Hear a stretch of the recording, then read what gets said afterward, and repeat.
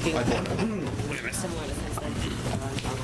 I pledge allegiance to the flag of the United States of America and to the republic for which it stands, one nation, under God, indivisible, with liberty and justice for all. Welcome, everyone. Thank you for your patience. Roll call, please. Commissioner Macris? Yes. Commissioner Cohen? Present. Commissioner Bridges? Present. Commissioner Driscoll? Present. Commissioner Myberger? Here. Commissioner Tasking-Jordan? Here. Commissioner Stansberry? Present. The quorum is present. Great. Next item is public comment. Any member of the public who would like to address the commission for a non-calendar item can do so now. Good afternoon, Commissioners. My name is Richard Rothman, retired city worker in the pension fund. And a couple of things is I think these meetings should be televised. You know, these are important issues, and I think the city workers should have an opportunity to see these meetings. And as one who's been coming to these meetings more years than I care to remember, I just don't like what I'm seeing. I'll talk about hedge funds later, but one is increasing the risk that the board approved, and the other thing is starting to have secret meetings. You know, this should be a transparency. Items should be posted on the webpage, and the workers and the citizens should know more about what's going on with this fund. Thank you. Any other speakers? One more.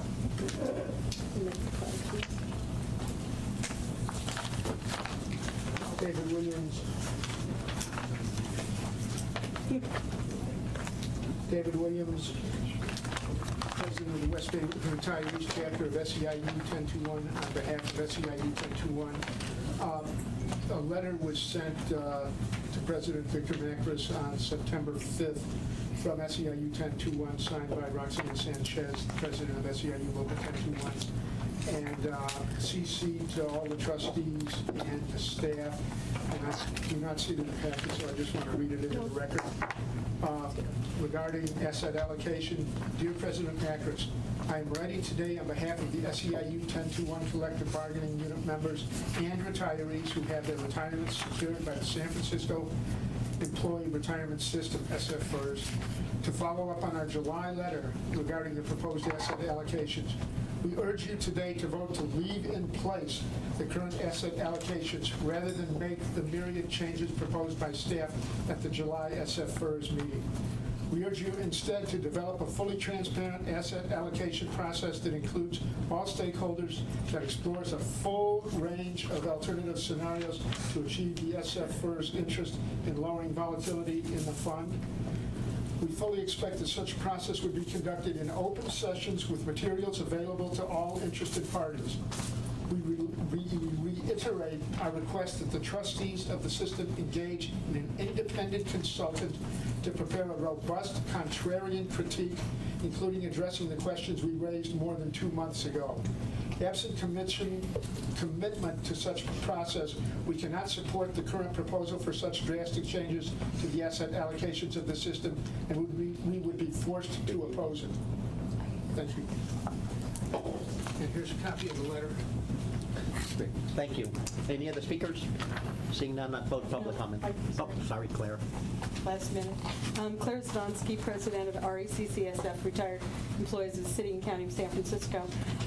Our issues, well, I'll speak more about the hedge fund concerns later. Our issues still remain the closed session. I want to reiterate what previous speakers said, that we are very interested in having a transparent process and a very open process, and the closed session issues are significant with regard to our members.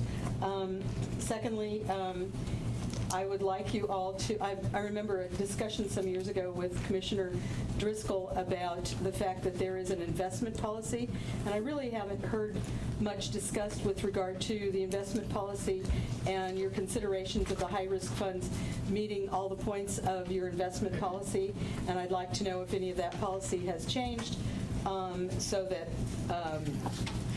Well, I just would like to know that all the investments that you are considering meet all of the points of the investment policy, and also that that fits in with the fiduciary responsibilities, so that all those points in that policy are addressed. And the last thing, I'd also like to mention that all of our members are concerned the potential impact that some of the votes you take could have on both the active members and the city's coffers, and we're very sensitive to that. And lastly, since we're all meeting now at 1:30 and scrambled to get here and went crazy, I don't know if it's within your purview to reconsider changing your meeting back to 2 o'clock, but some of us would greatly appreciate it. And we'll have more comments later. Thank you very much. Any other speakers? Thank you.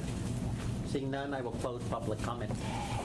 Item number 1 is adoption of the August 13, 2014 board meeting.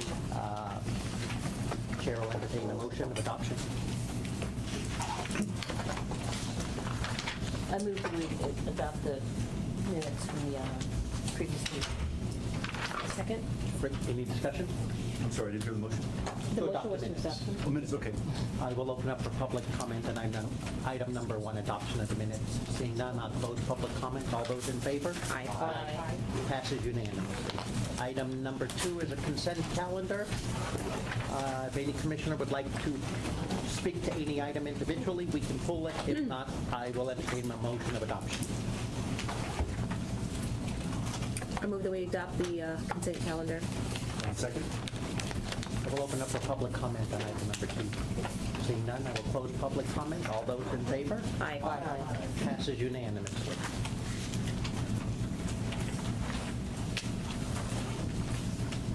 Item number 3. Could you call item number 3 for me, please? Number 3, retired board member reports. Commissioner Bridges. Thank you. Thanks, Chairman Mathis. Calipers. It was a great seminar. The Calipers seminar covered ethics training that's required by the city and state. It also reinforced the role of the trustee as a fiduciary, which I thought was very important. I know all of us are very familiar with it and we know it, but it was a great reinforcement for me. Also, it was a great overview of the key issues of disability retirement, which is very key when you're managing a pension fund, is understanding the dynamics and understanding the legal requirements as it relates to disability retirement. And it also provided a broader understanding of how to manage a pension fund overall in its scope as well as its due diligence. The pension cost and also the liabilities surrounding managing a pension fund. The other broader aspect of it was just getting a perspective from other pension managers. One of the speakers that was key in this was the former CIO of San Francisco, which is David Kirshner.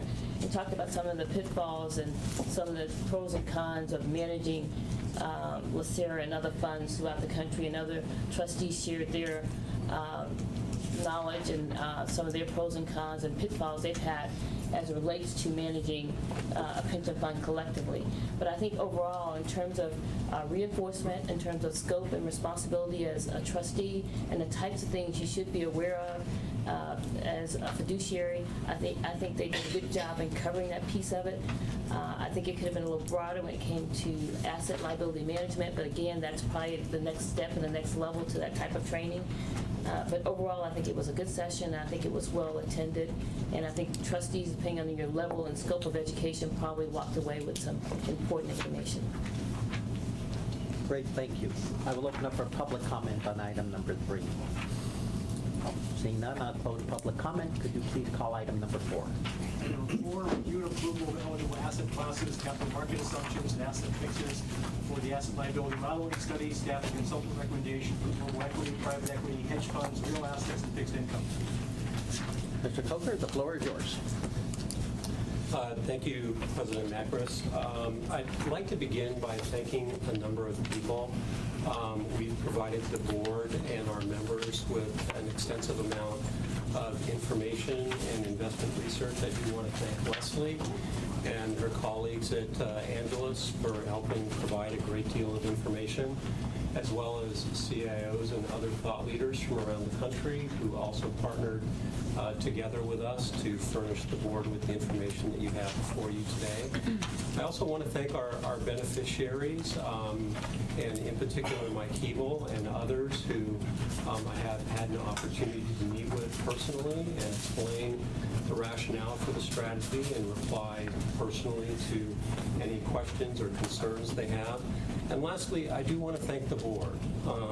At the June 2014 board meeting, you asked a lot of questions. You asked great questions. And this has furnished us, Leslie and I, with an opportunity to provide you with an extensive amount of investment research explaining the rationale for the recommendations we see for you today. In the materials, you see a reply to the answers to the questions that you did raise. To sum up the investment recommendation, we've made some modest changes to the recommendation that we made in June.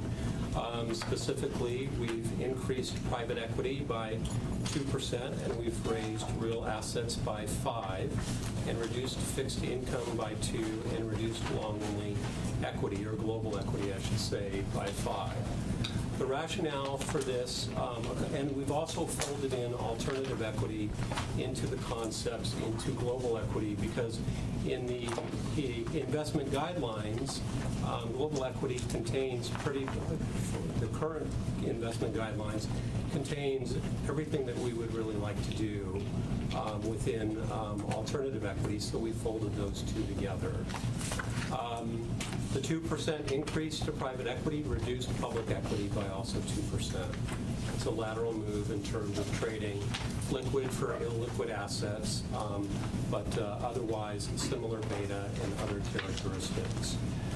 And in raising real assets by 5%, we trimmed public equity or global equity by 3% and fixed income by 2%. And the rationale for that is the diversification benefits of real assets, and also that some real assets do have income characteristics, so that some portion of that could reduce our fixed income.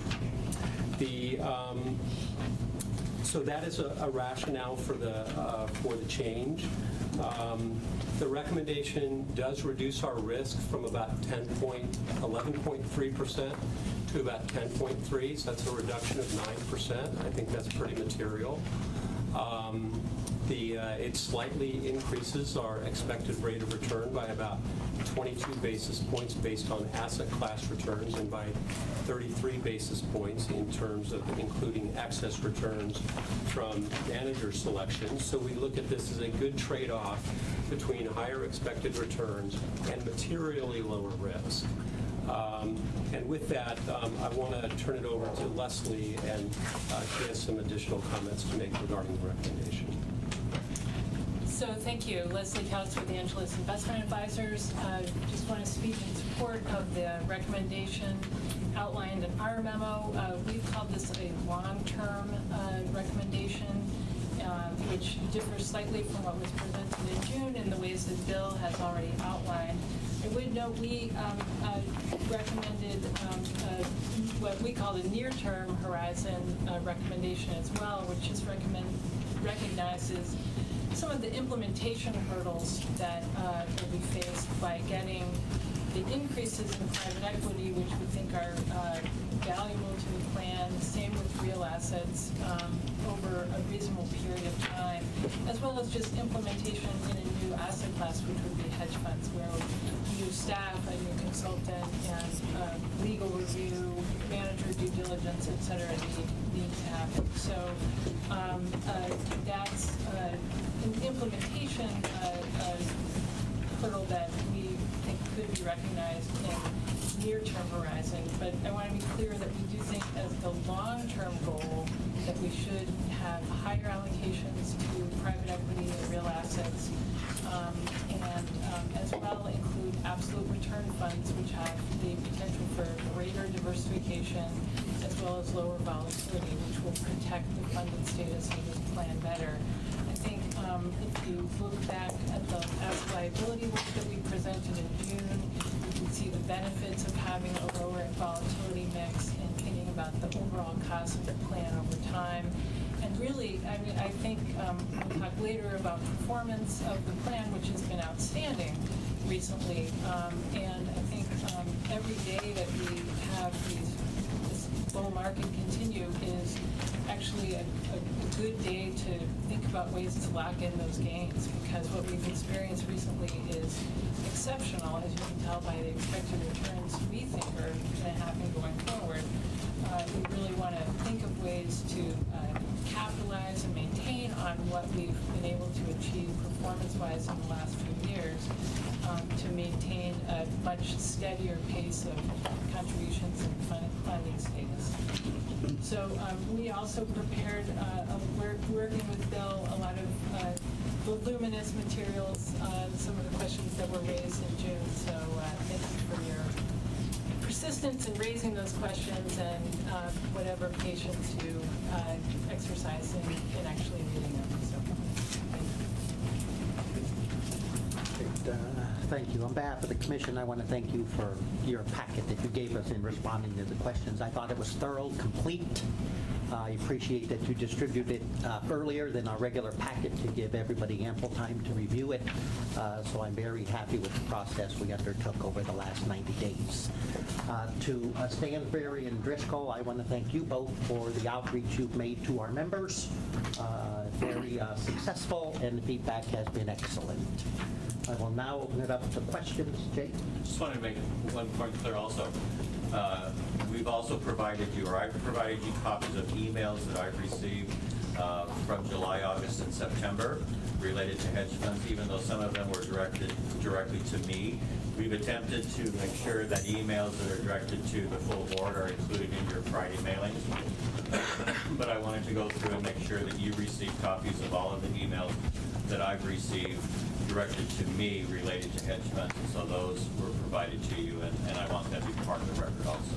Thank you. Great, thank you. President Macris, if I may, just one last quick comment. Sure. I would like to convey that this recommendation is not about hedge funds.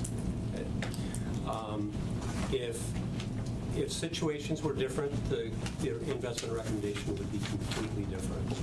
If the 30-year Treasury rate were trading at 12.5% right now, and we could lock in 5% rate of return above our required rate of return, for 150% additional return to our current funded status, and in 30 years lock in a funded status of 240%, the recommendation would be completely different. It would be heavily skewed, or 100%, in long-term treasuries, a risk-free asset. But the path to achieving our required rate of return when the 30-year treasury right now is trading at around 2.5%, the path to the risk-free return to meet our required rate of return is not possible. Our funded status, if we did that, the risk-free rate in 30 years would be well under 25%. So from that basis, from that we have to take risk, then it's a matter of where do we take risk and how much do we take? And this recommendation is intended to meet our required rate of return and take as little risk as necessary to achieve that return. And thank you very much. Great, thanks. I will open up for questions first by the Commission. Then I will open up for public comment, and then I will entertain a motion. So I will start with questions from Commissioner Driscoll.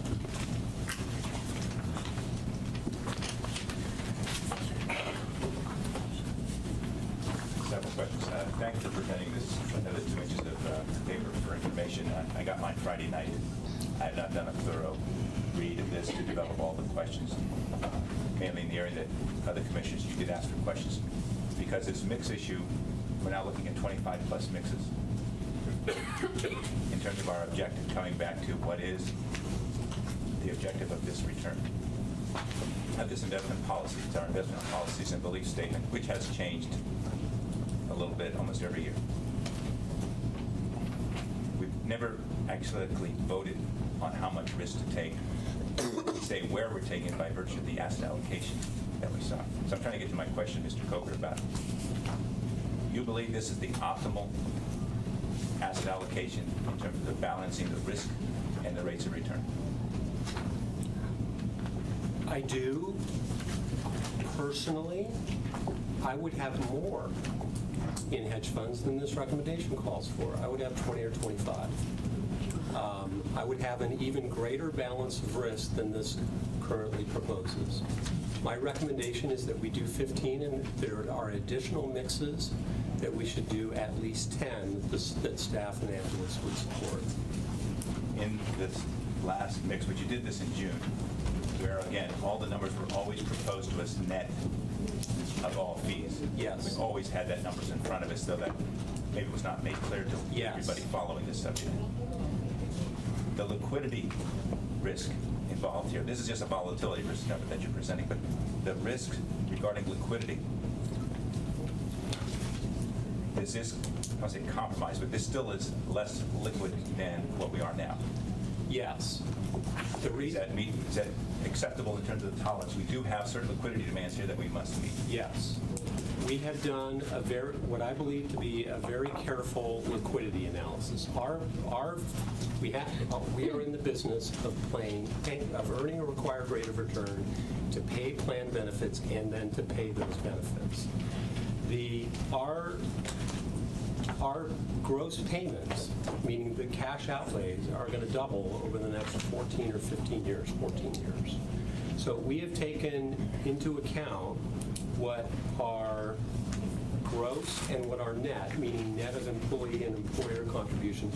We believe that we have some additional opportunity to take more illiquidity risk than we are currently taking. Our policy currently calls for 28% in highly illiquid assets, meaning private equity and real assets. I'm not aware of any other public plan in the country that currently has more than 33% to highly illiquid assets. There are some universities' endowments that have a higher amount than that. But they also tend to have, those that get into the 40s and 50%, tend to have very loyal alumni base, and they tend to have very high and predictable donations from their alumni. I don't think that we can take the illiquidity risk that many endowments and universities take, but I do believe that we can take more illiquidity risk than we currently do. But we have capped it at 35. The issue of interest rate risk and leverage.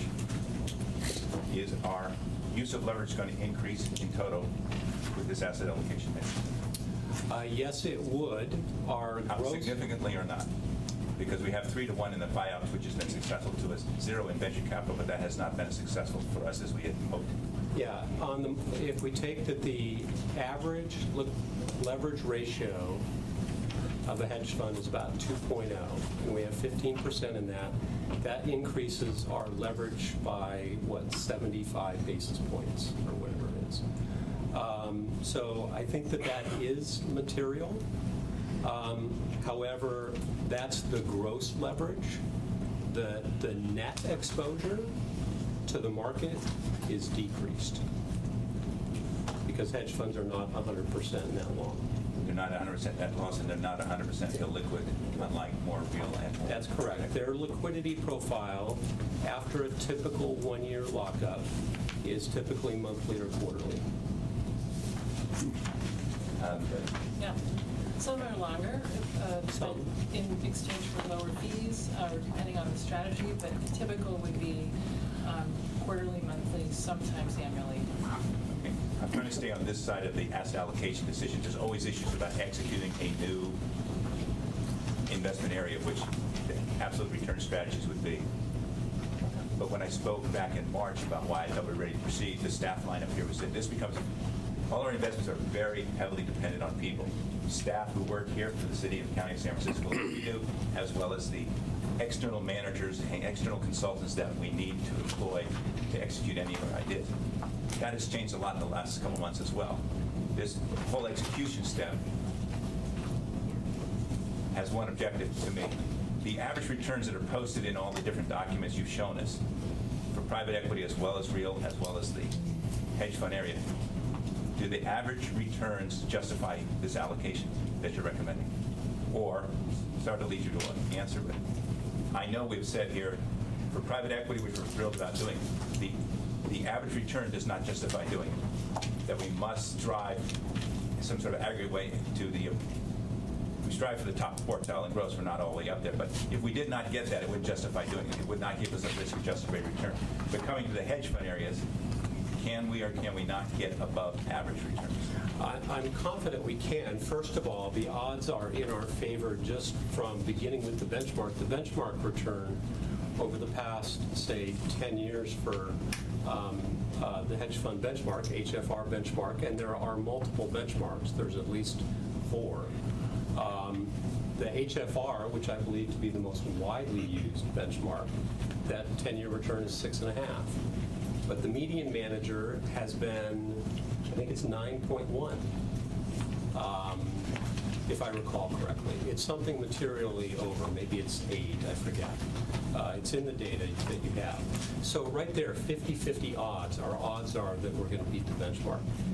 For the last 10 years, the top quartile manager has returned 10.6. Over 20 years, top quartiles returned 12.0. Over 5 years, top quartiles returned 13.8. So we have a 25% probability, just from flipping a coin, that we would achieve those returns, assuming that the future is the same as the past. So that's without any talent, any insight, just flip a coin, those would have been your probability distributions. I believe that we do have some competitive advantage. We do have a $20 billion plan. We live in San Francisco. The world's best managers are flowing through the Bay Area on a very regular basis. We have competitive advantages that we can use to materially outperform the benchmark. Do you have anything on it? No, when the numbers Bill gave were right, and that the median manager in the HFR universe has been better than the fund-weighted composite, suggesting some skew to the positive, and then top quartile managers have been, 300 to 400 basis points better as well. So, and I do think it is possible through a very excellent due diligence and research process, which is the intention that will be built here, one can get even better than index returns out of a hedge fund program. Okay. I suppose if there is a motion, I can make another statement about this whole area then. But one of the big changes in the last couple of months is the execution risk. The objective is attainable. I don't dispute that. We've been fairly good about developing relationships, but building up the internal staff and external staff to reach that objective is going to take time. And I do not see that we're immediately ready to start that. Because these numbers, again, all net of all fees, net of all costs to obtain that, we still need the time to execute, time to find. Because your due diligence process, for example, we know from all these horror stories we've been hearing, there are a lot of bad hedge funds, both stupid and criminal, for lack of better words. The due diligence process you were hoping to execute or you believe is required, is that improved? Is that ready to go? I mean, do you have the people to execute it, or how long will it take to implement that? Yeah, we do not have the internal operations right now to execute this. We would need to build that. I think the first order of business right now is to complete the recruitment for 3 existing senior portfolio manager positions that we currently have available. Those 3 comprise 88% of our actual investments that we currently have at risk. So I believe we have a duty to first complete those positions. Second is we do need to build the operations, and I believe my recommendation is, one, is to hire a specialty hedge fund consultant.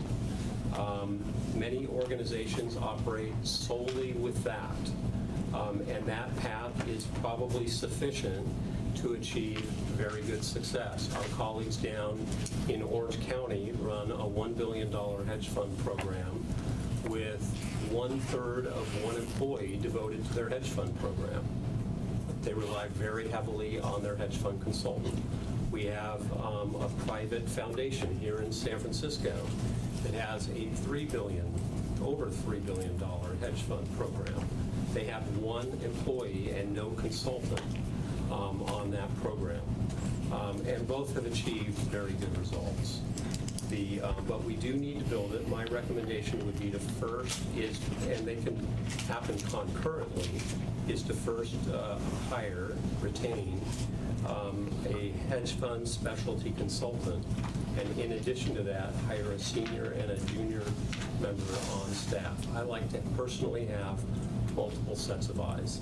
But you need to do that while you build up your staff for the traditional side of the portfolio. That is correct. And that's, in a sense, that's a higher priority since it's a higher weight. Yes, it is. It is our first priority. The recruitments for those are currently underway. They may take 3 months to complete. And then between the hedge fund consultant and hiring staff, we are 6 months from beginning to write investment policies and in much less investment recommendations. This will be my last question on this subject. From your original February memo and all the subsequent months in this subject area, you've given us different lists, and in here, I'm sorry I can't tell you which pages in yours report as well as in Angela's report. You've given the weighted index, both fund of funds as well as the HFRI weighted index, but then you finally gave us the classifications. There's 5 basic classifications, the event-driven, relative-driven. Okay. But I think you told me that of all the strategies, and we can say that either 30 or 300, but let's say the 32 strategies, you do not plan on executing them. You wouldn't want them for different reasons. But do any of these numbers reflect your more focused recommendation going into this area?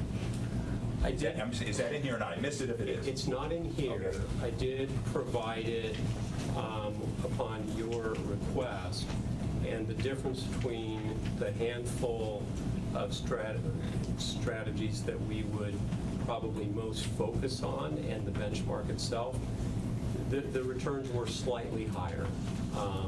We would probably not hire a dedicated short manager. We probably would not hire a market neutral manager. Now, that said, we may. Okay. But it wouldn't be our first priorities. I'm not trying to get you to lead us into the tactical level as the board. We're supposed to be concerned about the strategic level issues. But so again, that's more information that's even in this packet, which everyone in the public is more than welcome to learn. I know we said it in the June meeting. We sensed a duty to try and educate or show all the beneficiaries what we're doing, why we're doing it, not because we're afraid of showing up in court, but we challenge ourselves. We expect you to challenge us. That's what this is all about. All of this is executed because we believe staff and any of our vendors have to get every single idea, every single manager. We didn't come here to lose money on this stuff.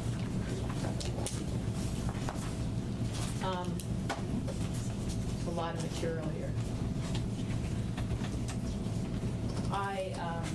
I think that what we're all here for is to try to figure out strategies that can add better risk-adjusted returns.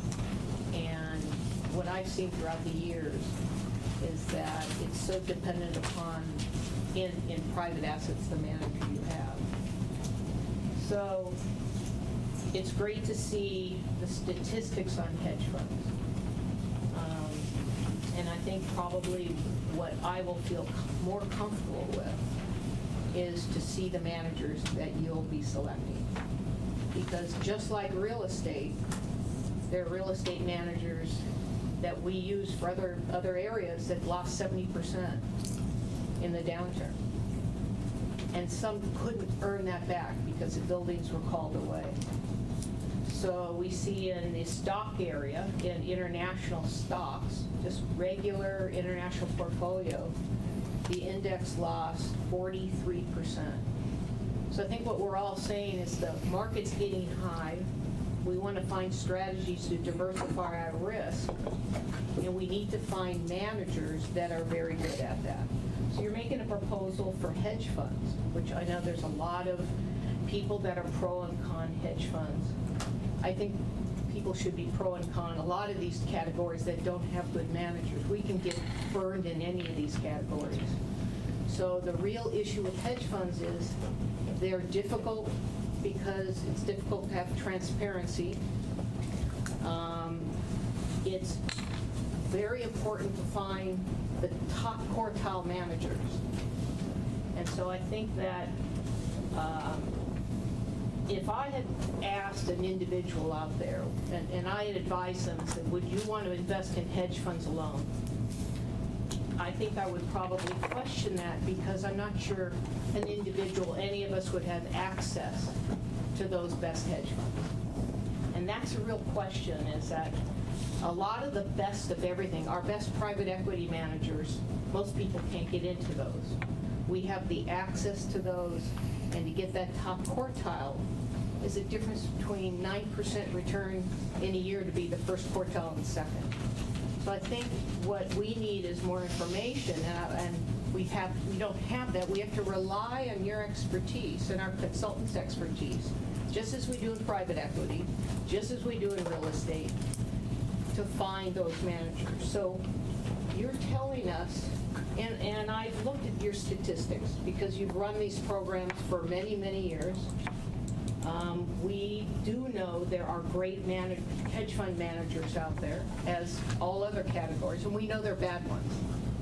So I think that probably many of you are here because you're worried that if we pick the bad ones, you're going to have a bad experience. But we really should be worried about, in any of those categories, we can have a bad experience. I mean, we had a bad experience in long equities in international. We went down a lot. We had bad experience in real estate. Fortunately, markets came back and we held them, and so your next question would be, in real estate, buildings can be called away. In hedge funds, how much can you really lose? And so, but the issue for us is the market's getting relatively high. How do we protect, as Leslie was saying, your gains? What strategy do we use now? So when you look at some bad hedge funds, they had leverage up to 14%. I mean, they had huge leverage, 14 times, excuse me. So, and some of those did horribly because you're multiplying the losses continually. So when we're looking at the strategies that you're going to employ, not only do you have to find good managers, but I'm not sure we want to expose ourselves to the speculative risk that hedge funds can have. And I believe that what you're trying to do is find managers who hedge to reduce the risk rather than to increase the risk. And there are managers who do both. Because if you're going to lever up 10 times, you can, if you go down 5%, that's going to lever it 10 times that. If you go up, you're going to lever it that much. So I would like to see, as we move through this program, just as we do with every other category, synopsis on each manager. Understanding this. I think what people out there are worried about, as we are, is how do we protect our gains and how do we rely that you're going to find the best managers? But we do that in every area. We do that in real estate. You do that. You ask us to sit in the board and demand those, ask those questions and demand those answers. So when we go through private equity, you can lose a lot of money in private equity. It's not, again, I would say now private equity can be even more not transparent to any of you. So I would say we need to move very cautiously on this. We need to understand your managers. I like when you say you're using the hedge part of the portfolio to protect the portfolio. I see the statistics. I see in here Orange County's hedge fund portfolio went down 1% in 2008. I mean, how much did we go down? 26. 26%. So That worries me. So we need to have a program to protect that in some way. I think diversifying into real assets, as Commissioner Myberger has mentioned, is another good area. And I'm not opposed to hedge funds. I just would like to see more information on the exact managers you want. I think the 5 to 50% is probably what a lot of people want to use in a program, but probably starting off a little slower rather than faster, and making sure we all understand it and watching the performance would be a good idea. It's our job to look at those managers and say they've got a track record that has shown how they did in the bad market. I mean, to me, when I interview a manager, I want to know how you did in the worst markets. We know what some of our regular international managers did, but what makes me curious is why people aren't complaining about that. You know, you're not saying, well, you used international, you used the S&P 500, and that went down 38%. Why aren't you doing something to try to protect those gains if we have them in the portfolio? So I think the fact that the consultants and staff are coming to us with ways next time to try to protect that downside is very good. It's what we should be doing. And I would say, for me, I'm going to look at the managers and I'm going to try to judge them. And if some have a 20-year track record and I've seen the bad years, then I want to see the good years. So all in all, are you capturing enough of the upside as well as protecting the downside? So, and you can show me those numbers, and the team is there, just like we analyze any other investment. I'm open to that. So, but I have to see the managers to be able to do that. Commissioner, a couple things. In tab 9, we provided an extensive amount of information on managers. We didn't name the managers. Yeah. But was that helpful? Is there more that you need? No, it was. I'd like to see the manager and view the team just as we do when you come to us with a finals and say, this is the manager I want to use for a long story. And we're going to go. So it's like any of the, managers that we look for. But I think, and I've read through your materials. I know some of those managers, and I know their longevity. I know a lot of them who performed very, very well during the downside time. And so I feel like I understand what people out there are going through, because hedge funds has a bad connotation, probably because of Bernie Madoff, and probably because it's not as transparent. But it's funny that we don't say that with real estate, because we know it. Even though it went down that much, houses went down over 50%, and there was no way to hedge out that risk. So the fact that the portfolio is going to have a small hedge to it, some people would even try to hedge out more, but then you're limiting your upside too in certain circumstances. So I think just if it lowers volatility and we have an asset class that can be much more protective in a downside market, I'm waiting to see more of the statistics when you bring those to us about each manager. Commissioner, on page 11 of the investment recommendation, you see, to your point about the dispersion of performance of managers, it is certainly larger in this space than, say, in public equity or fixed income. The difference between a top quartile and a third quartile manager in, say, fixed income might be 2%. Maybe, probably not even that. And 1% large cap managers from top quartile to second. Between say the 25th and 50th, probably 1%. Yeah. Between the 25th and 70th, probably 2 or 2.5 or 3. They are larger here. And in that aspect, when we look at private equity, we say maybe the difference or venture capital between the top quartile and the second would be 9% or more. That's huge. So you can understand why a person would say maybe all of us individually shouldn't try to spend a lot of time in the hedge fund area or private equity or things like that, because you have to perform, you really have to find the top quartile managers. I think fortunately we have an institution hopefully that's going to build a great team, and we have $20 billion. And so we have the ability, as we've shown in all the investments we've done so far in private equity and venture capital, I think which has an annualized return since inception of 15%? 16. 16, I mean, that's phenomenal for the private equity venture capital. Again, so I think that that you will have my vote as long as you're doing, you can bring those, I believe we do need to hedge our portfolio. We need to hedge our gains. And if this lowers our volatility of markets going up and down and streamlines that return, I think I would be for that. But again, I'm also for adding in some real assets and some other things that are in the portfolio to diversify more of our risk. So is that, are you making a motion or you? No, I just comment about the material that we read and what I'm hoping to see. And I think I feel the same way that Commissioner Driscoll is, which is the pressure now is to build a great team. And how to do that when we haven't voted yet to have hedge funds in the portfolio is tough. So how do you recruit people when, you know, you almost need our vote in order to move ahead? You can talk to them, but you need to have a vote from us.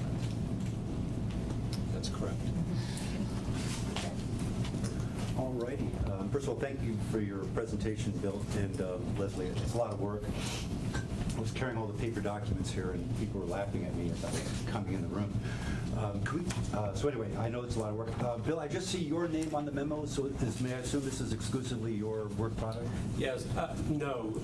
Commissioner Jay did review this when it came time to sign off. The second to last thing we do is sign off. The last thing we do is copy it. Jay was unavailable on Friday and we were under a very tight deadline. Okay, so short story, you and Jay were... Yes. Okay. I know, and that's why your initials are not on this. Right, it was just finalizing the final draft. Okay. But he did review it. Anyway, obviously it looks like a lot of work. It does, so... It was a lot. I can imagine it was. A couple issues that we've heard about. First of all, in the discussion, I'm hearing the word hope a lot. I just noticed the word hope a lot. We hopefully can build a new team. We hopefully can find a new managers. We're relying on staff. Just a few words that I'm hearing. Let's talk about the average return doesn't justify it. That is interesting. So there is reliance that we can seek out, hire, source, retain the best managers, and that they will continue to achieve that performance in the future. Is that a fair assessment? I don't agree that the average return does not justify it. I believe even a 6.5% rate of return when bonds are expected to return 4. Pretty sure I just heard that the average return just doesn't, and we want the top quartile. So you would disagree with me? Pardon me? So You may miss my statement with this. Okay, your statement is, but in essence, I believe it does justify it, but I do think also that in this space, like I think you see on page 11 of the investment recommendation, is that there is considerable alpha in this I get space. that. Yeah, no, I'm fully and right. it's so similar to private equity and real that's estate. okay. Fair enough. Let's talk about the fees. Because obviously the fees are a major issue. I've heard the fees, the fees for this are, and this is Angeli's memo. It's page 26 and page 28 of Angeli's memo regarding the total fees. And thank you for that, because this is the first time that I've seen it in dollars. So considering putting $3 billion, so I'd like to see if my numbers are accurate, if you would. For $3 billion investment in hedge funds, 15% of assets, the total management fee would be $105.3 million. So this is your numbers, Leslie, times enough to make it $3 billion. For global equity, $20 billion, fixed about 9. So based on my numbers, if we do the hedge funds, total fees would be $105 million. So let's say we earn 10%. So $3 billion, 10%. The total return on it is $300 million. Based on my numbers, the management fees would be $105 million. San Francisco would get $195 million. So the short story is this: if the hedge funds achieve a target return of 10, then San Francisco will get 65% of the earnings, and the manager will get 35%. And the specific dollar amounts are $105 million for the manager and $195 for us, for a total of $300. Is that reasonable? Are my calculations reasonable? I'm not sure. I can't do that. Leslie, I page have to 26, I just multiplied by 3. I think they're roughly right from my numbers. It sounds reasonable. Yeah, right, I'm not sure, but reasonable. Okay, these are based just the management fees, obviously we talked about. Can you put some dollars on page 28? Yeah, those are those, yeah. Yeah. So I just multiply by 3. You have a 1 billion, so I think I just multiply by 3. So Okay. if we achieve a 10% return, well, the percentages would be the same. San Francisco would get 65%, and then the manager would get 35%. Regardless of the dollar amount, the percentages would be the same. And that excludes the consultant, additional staff, legal issues, and I'm going to come back to those, as well as a few other things. All right. So obviously, 65-35 split. So in essence, and these are, so it's another 85 million in fees. Let me ask you this. Our budget has to go in front of the Board of Supervisors. Would that go in front of the Board of Supervisors for approval? Maybe I should ask Jay for that. No, it would not. By state constitution, this board approves the budget for the investment costs associated with investing the trust, so that it's not subject to approval or review by the Board of Supervisors. So the Board of Supervisors would not approve or sign off on these fees. For the manager, for the public securities managers, I thought those are included in there. The only piece of the investment division budget that goes before the Board of Supervisors for their review and approval are the personnel issues, the positions, and the benefits associated with them. But the California Constitution basically gives you the plenary, this board, the plenary authority to spend as much money as they feel is prudent in managing the trust. And so that those fees, you know, we would reflect it in the budget we presented to you. It would be an That's the increase. ones, yeah, because those aren't in the budget presented to us. Absolutely. Okay. And it goes through the Finance Committee and then finally the Retirement Board. So that piece would always be presented, and has historically always been presented to the full board. Okay, so the piece And if that I can comes add, to us, they may see it, They do see it. We That's right. provide a copy of it. but they're not voting on that component of it. I see. They're voting on the people count. okay. And President Akers is correct. We've provided that routinely to them so that they can see the total budget, that they might see our department budget being $22 million when in effect total budget is 85 million. That's okay. Thank you for that clarification. We talked about benchmark. So we talked about fees. So round numbers, 35% we get. I want to talk about comparing to private equity because I've heard that a lot already. So let me talk about comparing hedge funds to private equity because I have some issues with that. First of all, it's a totally different set of skills to manage private equity versus public equity. I think the big thing is the fees, our returns have been significantly higher for our private equity portfolio. This is venture capital, leveraged buyouts, those kind of things. The returns have been significantly higher for the private equity portfolio. There's different skills involved as well. So to me, it's a different kind of skill set. For hedge funds, they're paper securities. Obviously, they're publicly traded securities, so it's a different kind of thing. So I don't see the similarity between those. Let me ask you this in terms of the hedge funds. Are they going to disclose their styles ahead of time? Can we see their contracts? Can you give an idea about the issue on transparency for the hedge funds? I'll start, and maybe you can contribute as well, Leslie. Transparency in this industry is much improved relative to what it was 15 or even 6 years ago.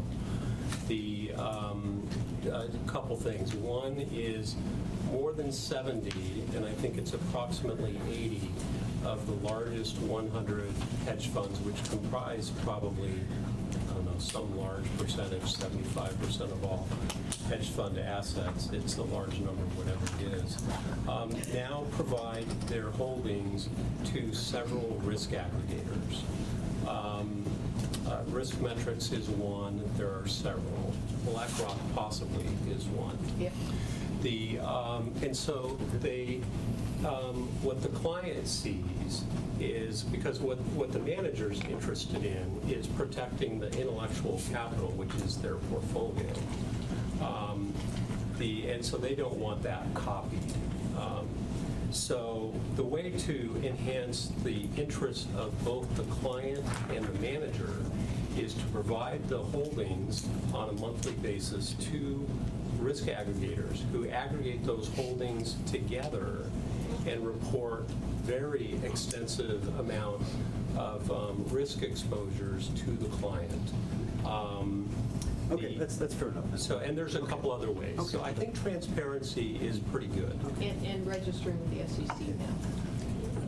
If you have, I think it's $50 million, $100 million, you have to register with. So that's improved. Okay, that's fair enough.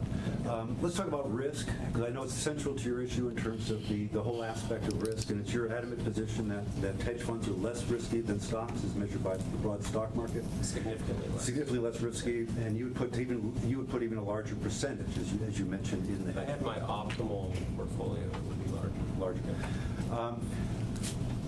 So I think that's where we part company in terms of the risk aspect, because your basis of risk is standard deviation. I mean, that is your basis of risk. And we both Brian and I had a chance to address the retirees, and Commissioner Driscoll was there as well. I asked the audience, how many people know what standard deviation is? And not even 1 out of 3 raised their hands. Right. So people really just don't get standard deviation. The short answer is dispersion of returns is what it is. You know, if you have an 80% gain and someone has an 80% loss, you say, oh, if the standard deviation was the same, which probably would be. There's a big difference between losing a large percentage of money and gaining a large percent, even though the standard deviation is the same. So there's a different perception of risk. Hedge funds have lost 100% or up to 100% of their value. Long-term capital management in 1998 lost pretty close. It was like 90 or so more percent of the value of the fund. Even though the standard deviation might have been lower. I mean, if you lose 90% of your value, really, what was the standard deviation? Oh, it was low. Well, thank you. I feel better about it. It really doesn't work like that, okay? Risk to us is losing money is what we value risk.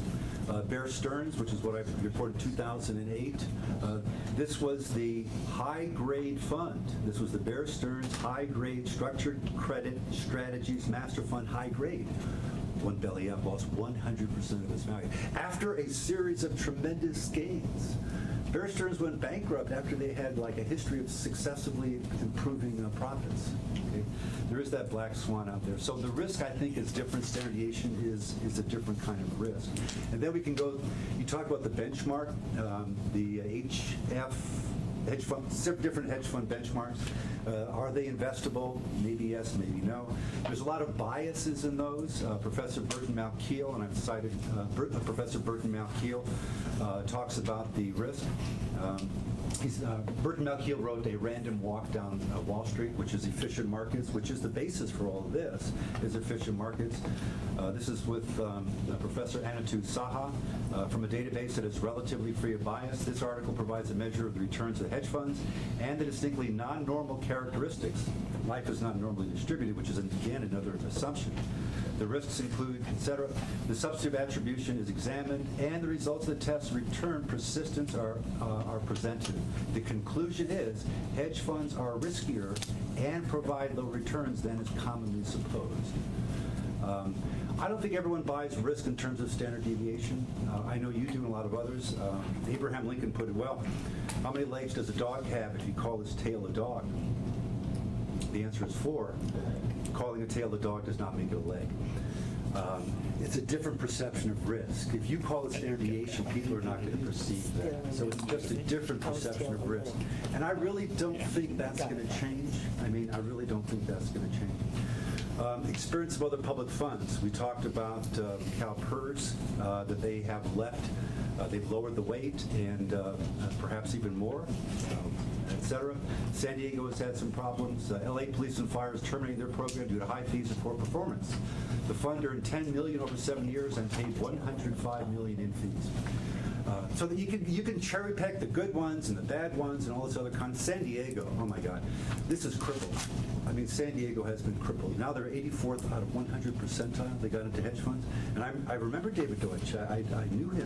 Definitely well-meaning, definitely was seeking for the higher funds, and just didn't happen. So anyway, that's the other public funds. So I think I still have apprehensions about the investment in hedge funds. One last point, and then I'll yield. Where are they dominant? First, they're mostly stocks, are they not? If you were to give me a percentage of hedge funds, if I would say at least 80% stocks, is that a fair assessment that if we do hedge funds, it's about 80%, the underlying assets are about 80% in stocks or higher? Is that a legitimate number? I'd say lower. I mean, it of course depends on what you start Round with, numbers. but I'd say for among our clients, it's probably between 50 and 60. Okay, so 50% stocks. How much percent bonds? Again, the underlying assets. So if you divided the world into credit and stocks. Stocks, bonds, and cash. It would be, rough, please don't hold me to these, but roughly 50 to 60% in equities, maybe 40% in bond-ish credit issues, and maybe 5 to 10 in cash. That's, but that's completely that's exactly. dependent on the client, and of course, whatever you decide with your consultant, whoever that may be, could be completely different. Okay, one last point. I think we are unified in trying to protect the downside loss. That is the actual key issue of what you're talking about. It's the bear stock markets. In 2008, we lost a lot of money. We want to protect it. Let's say you could go back to 2008, beginning of the year when stocks lost 38%. If you would have sold stocks with perfect knowledge, where would you have put the proceeds at the beginning of 2008? Gold. With the asset classes on the list, which of the asset classes would you have put money in? You would have sold stocks with perfect knowledge in the beginning of 2008. You would avoid the 30% loss. Where would you have put the proceeds? Well, it's a total hypothetical knowing what the end result was. But, you would have invested in long-term treasuries. Yeah, long-term treasuries. No, good, thank you. That is the correct answer, long-term treasuries. Or cash is the second choice. Your recommendation, you're actually selling long-term treasuries. The reason why we didn't do so well in 2008, we had credit risk. Because I heard the numbers in terms of the core performance. If you know you were going into in a recession, long-dated treasuries earned maybe 20 or 30% in 2008. So that's a big deal. Also, one last, I did share with everyone the inverted yield curve. This is one-page thing, tremendous amount of information on this. There's extra copies if you want. Short story is this is the most accurate predictor of recessions, which is where you're going to have bad stock market losses. When you have short-term rates higher than long-term rates, recessions follow in 12 to 18 months. It is the most accurate predictor of recession and downturns in the market. So good news, let me end on some good news. Can I turn that into a question? Would you agree with that, Mr. Coker?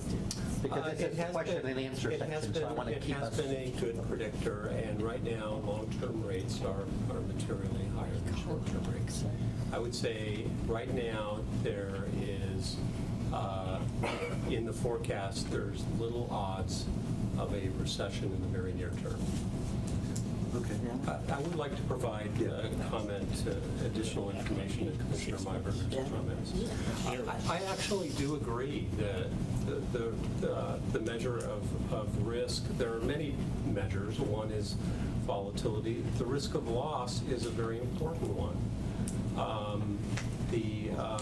And that's actually a significant reason for this recommendation is that hedge funds in 2008, when global equities were down 55, hedge funds were down 21, which means to recover that loss, global stocks needed to make 120, hedge funds needed to make 27. In the 2000 to 02 bear market, when stocks were down about 40, hedge funds edged out a gain of 8%. Diversification worked really well in 2002 because there were safe places to invest. 08 was an anomaly or a distinctive bear market in that all risk assets of any kind fell in value. It was just a matter of how much. But I agree with you that risk of loss is very important, and an important underpinning to this recommendation is that out of the 08 bear market, there came a lot of calls for pension reform. Do away with DB plans and replace them with a DB plus DC model. My experience is that, and I think it's borne out by research, is that defined benefit plans materially outperform individuals. So I think it's in our best interest to provide for our beneficiaries by protecting the structure of our DB plan. But to do that, the support for public plans is dependent on our funded status and our rate of return. And if there is another large loss, I expect that there will be many more calls for pension reform. We all can read articles on a weekly basis about the worries about the status of public plans. Warren Buffett has warned that there's going to be, quote, a lot of bad news about public plans over the next 10 years. So an important objective of this is to both meet our required rate of return, but reduce our prospects of loss, or reduce the magnitude of our loss in a down market. So I do share with you your concerns about drawdown risk. Well, since you brought up Warren Buffett, obviously he's opposed to hedge funds. Very much, I would not go with hedge funds, would prefer index funds. Why don't you, I wrote a letter to him in May, and that was his point. You cited his view on pensions before. Why don't you respond to what Mr. Buffett said, who happens to be certainly one of the greatest investors of this generation, that says, I would not go with hedge funds, so I would prefer index funds. Why don't you respond to that? I'd be delighted to, Commissioner. Mr. Buffett and a pension plan have very different sensitivities. Mr. Buffett is not as sensitive about a loss and its impact on a public support. He's a private investor. He's not answerable to the public and the prospects of a loss and what that's going to affect the standing of public support for a public pension plan. Another is that Warren Buffett's not just a critic of hedge funds, he's also a critic of private equity. And we've made 16% annualized over 27 years on private equity. And lastly, Mr. Buffett has warned of a lot of bad news on private equity. And it's not because of the bull market that we've had the last 5 years. It's because the funded status of public plans in the next down market. Let me just one counterpoint, then I will deal. Sure. He doesn't need to pay the 20% fees. He'll write a letter to someone and he'll cut the deal. So he doesn't have to pay the private equity fee. So he accomplishes the same, because he has, just like he has a public securities portfolio, Coca-Cola, et cetera, and he has his private companies like Geico, et cetera. So he has both, and he does not pay the private equity fees. So he can do it without paying the fees, and I'm pretty sure that's... right, but he's still a critic of private equity. The fees mostly, and the helpers. The helpers is how he calls them. The other thing, let me just say the things we have in common. That is, as well with endowments. All three of us are the same. Corporate plans, we have to know who we hire and make the asset allocation decisions, as do the endowments in terms of the same thing. And again, there's difference in endowments. They don't have the public scrutiny. It's the same thing, because I know you cite a lot in the endowments, but it's a totally different kind of environment in terms of the public nature of our funds versus endowments, as well as public scrutiny, maybe even different labor positions as well. So that there's a difference between them, but obviously the asset allocation is the common thread among all those three, the corporate, public, as well as the endowment arena. Yeah, just a couple comments. Okay. I want to keep it to questions and answers so we can... Well, one question. I don't want to start the discussion No, till I'm not going to discuss a that later time. But when we're looking at losses by managers and by markets for hedge funds, we remember 1929, how much did the stock market lose? 90. 90%. Over 3 years, peak to trough 89. Yeah. Peak to trough over 3 years. 90%? 89%? 89%. Okay, so there are always markets that long respond to it. Two is... There's been a lot of reforms to the markets since then. Right. Two is that... How about question? I'm happy for a question, but I do not want people responding to one another. I want to keep this focused to a question and answer. I'll go to public comment, and I'll put a motion, and then we can speak to the motion. Okay, the next question is, does Warren Buffett, through the different companies that he owns, like reinsurance companies and things like that, basically hedge out his risk to his other companies? Leslie? Yeah, no, I think there are definitely characteristics within Berkshire that are hedge fund-like. I mean, starting with very large derivative positions. So Hedge is currency. He is like a hedge fund. in many ways. Vice President Cullen. Thank you. You know, in the 3 previous speakers, you heard a lot of very technical questions. I certainly come to the table with less of a technical background, and really believe that I'm representing lay people, our members. And you said something that was very interesting. You said that Warren Buffett is not answerable to the public, whereas I am. So basically, you've come to me to ask me to support your proposal. And where I am struggling is a way to communicate that. We have a room full of people who have come and who have organized themselves to speak out against your proposal. And I'd like you to talk a little bit in a very in a manner that a layperson would be able to understand as to why we should fund at the level that you're suggesting. Okay. In a down market, hedge funds lose a lot less money than long-only stocks. In the subsequent recovery, they need to make a lot less gains than new stocks. So they do a much better job of protecting, reducing the volatility of our funded status. Okay? A good, consistent rate of return. I guess maybe one way to sum it up is, would you rather have, if your objective is to earn, say, 8% over 2 years, okay, would you rather, say, make 20% in 1 year and lose 4 in the next year, so your total return is 16? Or would you rather lose 15% and in the second year, and whatever it is that you'd have to make in the first year, you'd have to make a heck of a lot of money to do that, because I have to think of this geometrically, is that you're going to have to make something like 40%. Okay? So it's just a matter of the volatility of your return. I think it's 31. Is that what it is? Yeah. Is that what it is? You did it? Most impressive, President Mathis. Well, that's arithmetically. 31 is arithmetically. It would be larger than that. So it's going to be closer to 40. So that is one.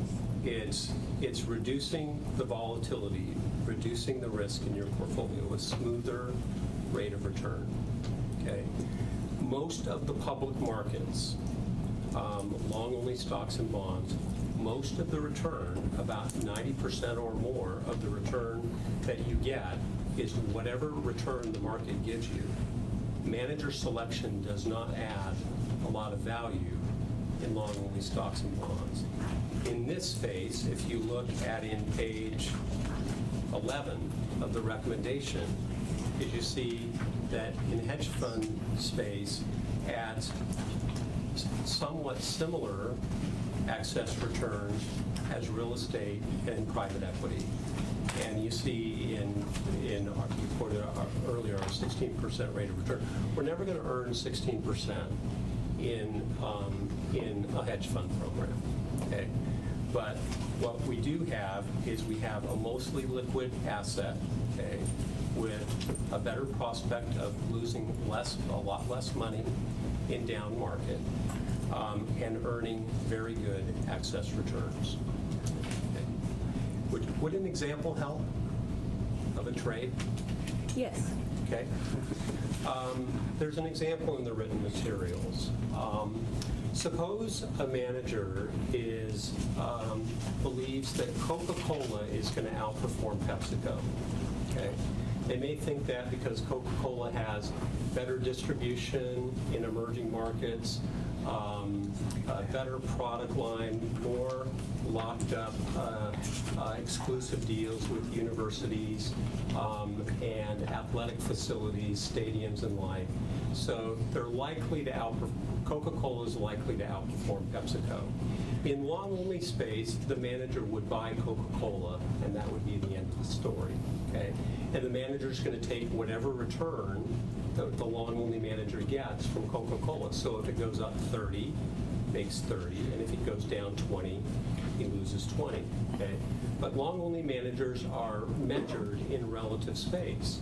If the market lost 25 and the manager lost 20, the manager is going to look good, even though they lost 20%. Okay? In long-short space, it is different than that. A long-short manager is going to buy Coca-Cola and short PepsiCo. If Coca-Cola goes up 20% and PepsiCo goes up 10, the manager makes 20% on the long, loses 10 on the short, and makes 10%. Here's the key, is if Coca-Cola goes down 10 and PepsiCo goes down 20, the manager loses 10% on the long, makes 20. Definitely don't give others. What if it goes the other way? You lose money. You lose money. No question, Commissioner. That is the bet. Is that if Pepsi outperforms Coca-Cola, the manager's going to lose money. My point is that this is a very distinctive and completely different strategy than long-only equity. We are taking manager risk and we are taking strategy risk rather than long-only equity risk. Now, it's been proven that in hedge fund managers that from their more consistent positive returns is that they have been successful on those trades. And they've also been consistent in delivering those returns with less volatility. If you don't mind following that, could you give us an example on your Coke and Pepsi? What happened if the market stayed flat? Again, They didn't move. Do you lose your bets? Do they expire? I mean, show us the other side, if you don't mind. So the stock market is flat. Tell me what Coca-Cola and Pepsi do. They didn't move. Pardon? They didn't move. Then you make flat. zero. The trade is only related to Coca-Cola and Pepsi. If you bought Coke, the bet is whatever Coke does. Okay? The bet in long-short space is the relative performance between Coca-Cola and Pepsi. It's a different trade. Things go better with Coke. That's why the manager is long Coke. Not flat. I believe that. That's why we're... Depends which manager and which Coke. Yeah, really. Commissioner Paskin-Jordan raised some interesting questions. When she talked about, she felt she would be in a better position if she knew more about the managers. And I believe your recommendation is for the work to be done in-house within our staff that exists. Is that correct? No. No? No, I'm sorry. No, completely different. Okay, so it's No. fund to fund. No. There are three potential models. One is a fund of hedge funds. A second is a consultant-driven process. And a third is a staff-driven process. Those are the three. And the staff-driven process or consultant-driven process is the process as to determine which funds we're going to be investing in exactly? Yes.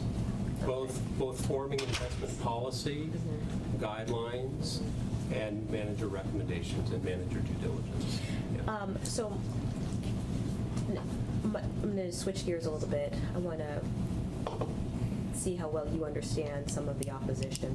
We've received many letters from our public sector employees, and they've written and raised some concerns. I was wondering if you have had an opportunity to review their concerns, number one, if you had answers or had an opportunity to address some of the concerns that's been raised. I think I know of many of I haven't received, well, I've probably received copies of many of the emails. I believe that there is a perception amongst the broader public that hedge funds are very risky. What I want to say is that that perception is not true. It could be about any specific hedge fund. That could be the case. And there have been examples in which that has happened with LTCM, Bear Stearns, Bernie Madoff. I've written an extensive examination of both LTCM and Bernie Madoff. What I will say about, say, in the Bernie Madoff instance is that amongst there were so many basic due diligence operations that early in the process, anybody doing ordinary due diligence would have stopped. There were no audited financial the audited financial statements were from a two-person audit firm, only one of which was an active accountant, and that person was a close personal friend of Bernie Madoff. The statements, the very statements that you're getting about what the value of your assets are, who was producing those? Bernie Madoff. You know, not a custodian, not a bank. It was Bernie Madoff. There were basic things that early in a process an organization would have stopped. Okay. There was an organization like such as ours, but we have the internal capability to evaluate if we would recognize a red flag. Is that what you're saying? That would have been a very basic, would have stopped in the top of the first inning. Oh. We would not have gone any further. There's one instance, there are a number of top-tier specialty hedge fund consultants, two of whom I know, after they were hired by a public plan, noticed that Bernie Madoff was in their portfolio and recommended that they terminate them. And in both instances, they did so. If you do ordinary good due diligence, you're looking for, the independence, of the audited financial statements. Who's producing custodial records? Who's producing statements to clients? There's a perception that hedge funds are very risky, and if poor due diligence, that could be the case. Okay? But if you do it, even a basic, effective job, I don't believe Leslie at Angeles has had a single blow-up of any kind of instance of fraud. I certainly have not. Okay. When I was in my first tenure here in San Francisco, I received a call. I was asked to do due diligence on Westridge. Okay. Westridge claimed to have outperformed the S&P 500 for 90 straight months. Okay. I did a back of the envelope that if a manager were good enough to outperform 70% of the time, and that's actually very good, that's unusual, 70% of the time in any given month, to do that 90 straight times, the odds were 1 in 100 trillion. Some things on the face of it are too good to be true, and I did not do due diligence. There is a fellow public plan, actually I'll say who it is, it's known, San Diego County, had an investment with them. If they're answerable for that, and actually the CIO is no longer there. But some things on the face of it are too good to be true, and that was one instance in which it was.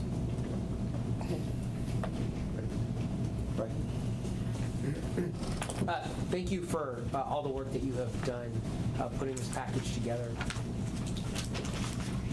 A couple observations, and I do have a series of questions. If you go back to the early 2000s, when the tech bubble hit, correct me if I'm wrong, but I believe we had 3 years of consistently negative returns in global equity, back to back to back. Correct. The global equities lost about 40%. And then the economy was strong for several years. And then 2008 happened, and I believe global equity, all our stocks lost about 41%. Global equity market peak to trough lost 55. 55, thank you. Even worse. Between the first tech bubble and now,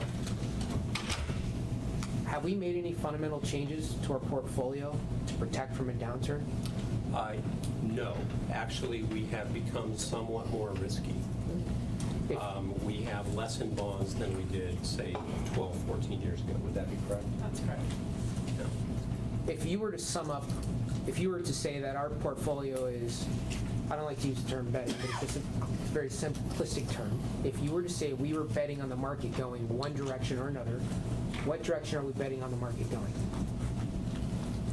Well, with a required return of 7.58, the fund really to have a hope of being at least in the ballpark of that required actuarial rate, it needs to be exposed to growth assets, primarily to equity risk. So essentially, we are relying on the market going one direction, and that's up. We have very little exposure to low volatility assets. Our bond portfolio, a traditional bond portfolio, provides good protection in down markets. Our bond portfolio, which has done very well, has a lot of credit risk in it. So we have little exposure to what's called, risk-free assets, which is U.S. Treasuries. So if we had another downturn next year, are we positioned really any differently than we were during the tech bubble and the global financial crisis to protect from that downturn? Not hugely. I mean, there have been shifts in how much in private equity, how much in real estate, how much in bonds, but I would say they're more marginal shifts and not fundamental reorientation. And really, then that's very much driven by the fact that to get to the required rate of return on a long-term basis, it would be very difficult to do that without significant equity exposure. So we're not solely exposed to equities, obviously. It's a diversified portfolio. So I wouldn't say it is a bet that the market is going one direction, but it's trying to manage the risks of all of those things within the constraints of reasonable return. Commissioner, how I would respond to that is that our portfolio is more exposed to the downside than in the 2000 to 02 decline because we have less in bonds by, 7-10% than we did, say, in 2000, maybe even 10 or 15% less. So I would say that we are more exposed than we were in 2000 to 2002. I would say we are similarly exposed as we were in 2008 because our strategy is pretty much the same. So my takeaway from that is that if there's another downturn in the market, we're not any better positioned to insulate the pension system from a major downturn, which will drive up the city's contributions, employer contributions, reduce our funded status, and I find ourselves sort of back in the same spot that we were through the last two economic cycles. I think as a board, we have an obligation to the beneficiaries, to the city, to try to reduce the risk in our investments. There's a lot of ways to reduce risk, right? There's credit risk, there's interest rate risk, currency risk, right? There's risk in terms of leverage, there's risk, there's all kinds of risk, right? You can define it a lot of different ways.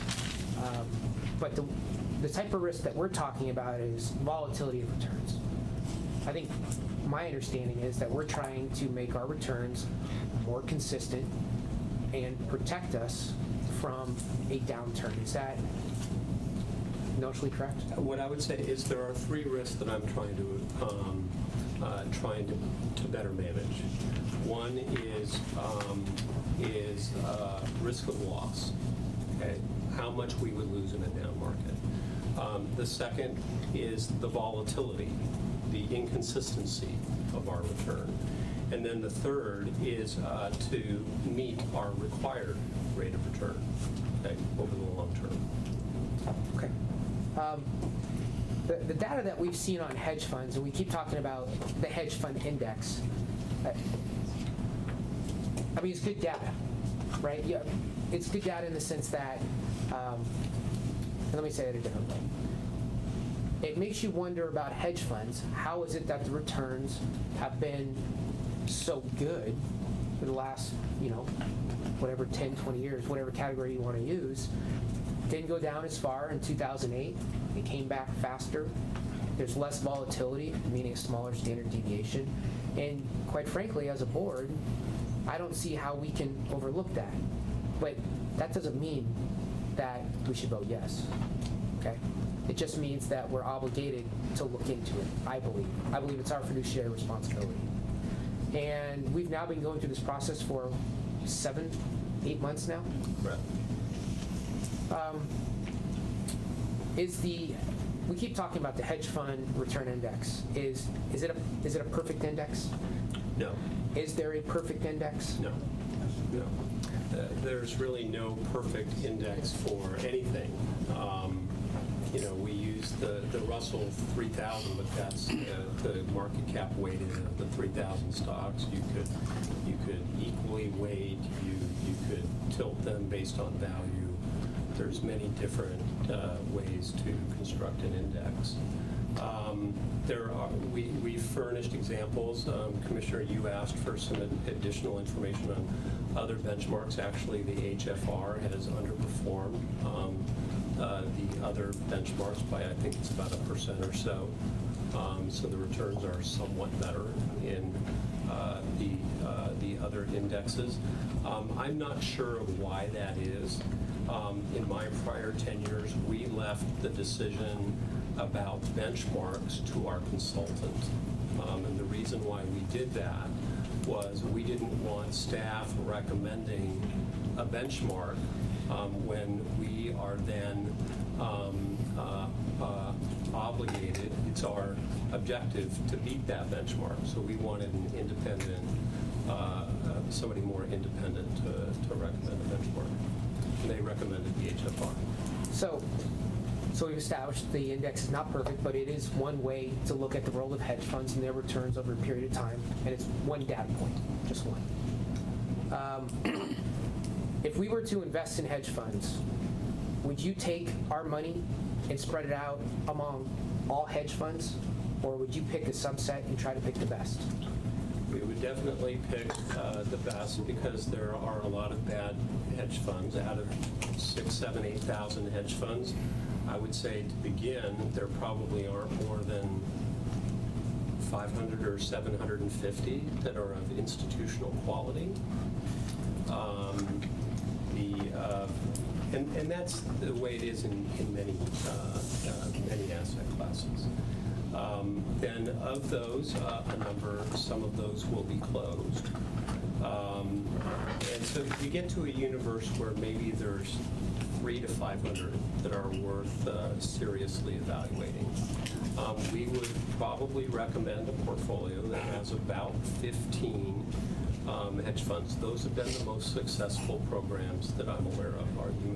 I mentioned earlier our colleagues at Orange County, they lost 1% in their hedge fund program in 2008. That's a 15-fund hedge fund program, and they have 14% in hedge funds. You'll recall that back in March, Cambridge made a presentation on hedge funds, and they also recommended, if I recall the exact number, and Jennifer is in the audience, she may be able to recall it as well. I recall the number being 15, perhaps Cambridge said 15 to 20, but it would be around there. Okay. What has been our strongest performing asset class? Private equity. Over what period of time? If you measure it beginning over 10-year periods, over 5 years, it has not. But over 10, 15, 20, and 25-year periods, it has substantially outperformed. Of all of our asset classes that we're currently invested in, which one has the highest fees? Private equity. So why are we giving money to private equity if it has the highest fees? There are several reasons why. One is that private equity, out of its very nature, first is that because they have active engagement in the management of the business, is that they... Let's take it, we'll just keep it simple, go up a level. Sure. Are we paying those fees because they have the strongest returns consistently? Yes. Okay. Yeah. I would say the difference here is that with private equity is we have very strong absolute levels of return. In hedge funds, what you get in exchange for the fees you pay is you get high risk-adjusted returns. You get less volatility. Is private equity illiquid? Private equity is extremely illiquid with lockup periods of typically 5 to 10 years. Would you put your money in a hedge fund that locks it up for 5 or 10 years or more? No. Typical lockup period is, initial lockup period is typically a year. Sometimes there's no lockup period. And then after that, monthly or quarterly liquidity. There are strategies available, and they are very, some of them are compelling, where you can lock up your capital for 2 or 3 years if you think of distressed assets. And this board has great experience buying distressed assets in both private equity and fixed income, where we've earned high rates of return. It's because many people won't touch them, and they're complicated. So if you do good due diligence, you can earn pretty good returns. Let me jump in. And maybe this is a question for Commissioner Mayberger and Commissioner Driscoll. When we got into private equity, did we have expertise in-house, or did we have to go out and find staff and build it up organically? My recollection is that we did have staff in-house. Gary Hyatt was involved with that at that time. So that was pretty much his focus. And that's how it developed. Eventually went to Pantheon. So he did go to a money management firm that does private equity. But yes, we did have expertise. And Commissioner Driscoll? No, we did not have in-house expertise. We had a very diligent, hardworking, squared-away CIO named DeWitt Bowman. I almost said David. The other guy was named DeWitt Bowman. We lucked out in one sense that we asked for people to help us, and we discovered this group who we called Crossroads, who was effectively a fund of funds for us, though we put in some investments with it as well. So that's how we really started. Then we decided to go get a consultant. Then we decided to develop staff. Mr. Hyatt, who was working on the equity team, was then given the opportunity to be the analyst for that program. And we kept developing from there because the equity SIO at the time was watching all equities plus real estate plus private equity. So we started to break up the compartments and adding it occasionally. Along that line, then, I'll just tell you one other anecdote about going into a new area. Because the issue came about the Board of Supervisors. I would be happy to explain to the Board of Supervisors every step we're taking, every penny we're going to spend, just like I'm willing to, and I think we should, to all the members, because there's nothing to hide. After we were doing private equity for about 3 or 4 years, and all the money had been committed, and we pay fees on committed capital, not when it's taken down, they were given a report by their analyst telling them to stop, tell us to stop doing it. It was in writing. Who was they? It was done by their budget analyst, who I think still does budget analysis. Supervisors told us. No, that their budget analyst told the Board of Supervisors to tell the retirement system to stop doing private equity. It had to do with what's called the J curve. And it's true, if you looked at our numbers after those first 3 or 4 years, we definitely were less worth than we put in. I think our first commitment was, total plan was $20-something million. But then the first report came out, a complete report of this cycle, not the cycle, but all of a sudden, the first couple funds started reporting we had jumped north of 20% rate of returns. All of a sudden, the report disappeared. So the Board of Supervisors, maybe they did or did not actually hear the report. So if we had let that gentleman continue, where would we be in private equity today? What year was this? Pardon? What year was this? When did this all Would that happen? have been 90 or 91? 86, 87. 87 was Crossroads. No, we started, but again, not the first day. 87 Crossroads Capital. Yeah, so it was about 3 or 4 years into it. That's what his recommendation was to the Board of Supervisors. It's remarkable that they remember like 87, like yesterday. So a question I have is, were the fees in those funds Absolutely, the fees more are- than hedge funds? Yes, So really, what we have to focus on is the actual return net of fees. that's what we always do. We always, but we can only pay our members with what we get, not what we pay anybody else. You can chop up the fees all the ways you want, but all these numbers have always been net, net, net, to include then explaining all administrative costs in the trust fund. I'll just stop on that point, because we're going to come back for comments, right? In a few minutes.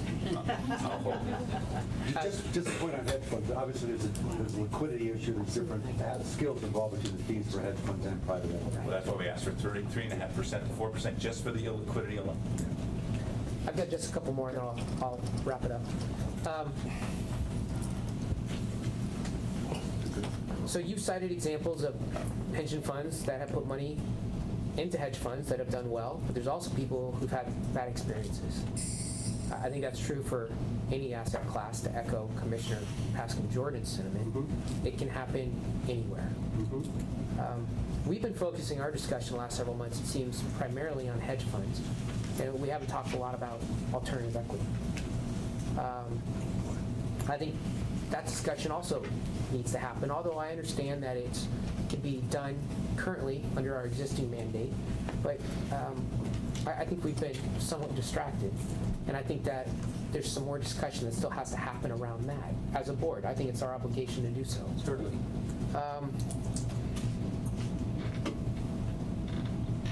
We currently have how many staff SIO vacancies? 3, I believe. 3. And what asset classes are those in? Fixed income, public equity, and real assets. About what percentage of our portfolio are those asset classes? Total of 88%. So we have 3 empty positions that cover 88% of our existing investments. That is correct. I think that before we embark on changing our existing asset allocation, we need to address some fundamental things here at the system, and we need to replace those staff positions, and we need to focus on that before we start making changes. That's my belief. In case people aren't aware, this is just one portion of the write-up on hedge funds that we've received to digest. And quite frankly, I'll tell you, I haven't digested all this. I don't feel like I've had the time to go through all this and really study it like I should. I think we need more time is what I'm saying. Transparency. Would you give your money to a hedge fund that refused to tell you where they're investing it? No. It's the Bernie Madoff question. Over 90 days ago when this came up for a vote, I pushed a motion that we needed to table it for 90 days. I think it was absolutely the right thing to do. There are people with concerns. There's labor unions that had concerns. There's beneficiaries who had concerns. And I have no doubt in my mind it was the right thing to do. And I think what we've been doing over the last 90 days and talking to people, I think it's been the right thing. And I know you've also been trying to talk to people and answer questions. Would you say that we have answered everybody's questions? No. I'll turn it over to Commissioner Bridges, but I will tell you that today, I don't think we're in a position to make an informed decision one way or another. I think that we need more time. We need time to talk to people who have concerns and address them. I think if we don't, I don't think it's a transparent process. I think we need to be transparent. If we're making decisions that don't stand on their own 2 legs, then we shouldn't be doing it. And I think that whatever decision we eventually make down the road, we need to be able to stand behind it and not try to rush through it. It needs to be a sound process. Commissioner, I welcome the opportunity to meet with anyone, anytime, anywhere, to hear your concerns, answer them as best and completely as I can.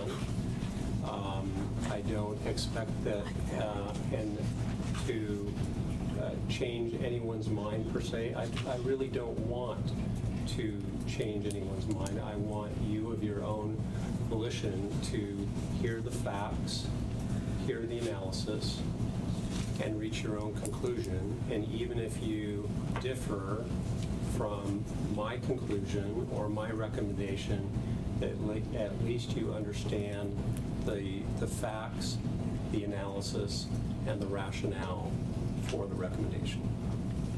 Thank you. Commissioner Bridges?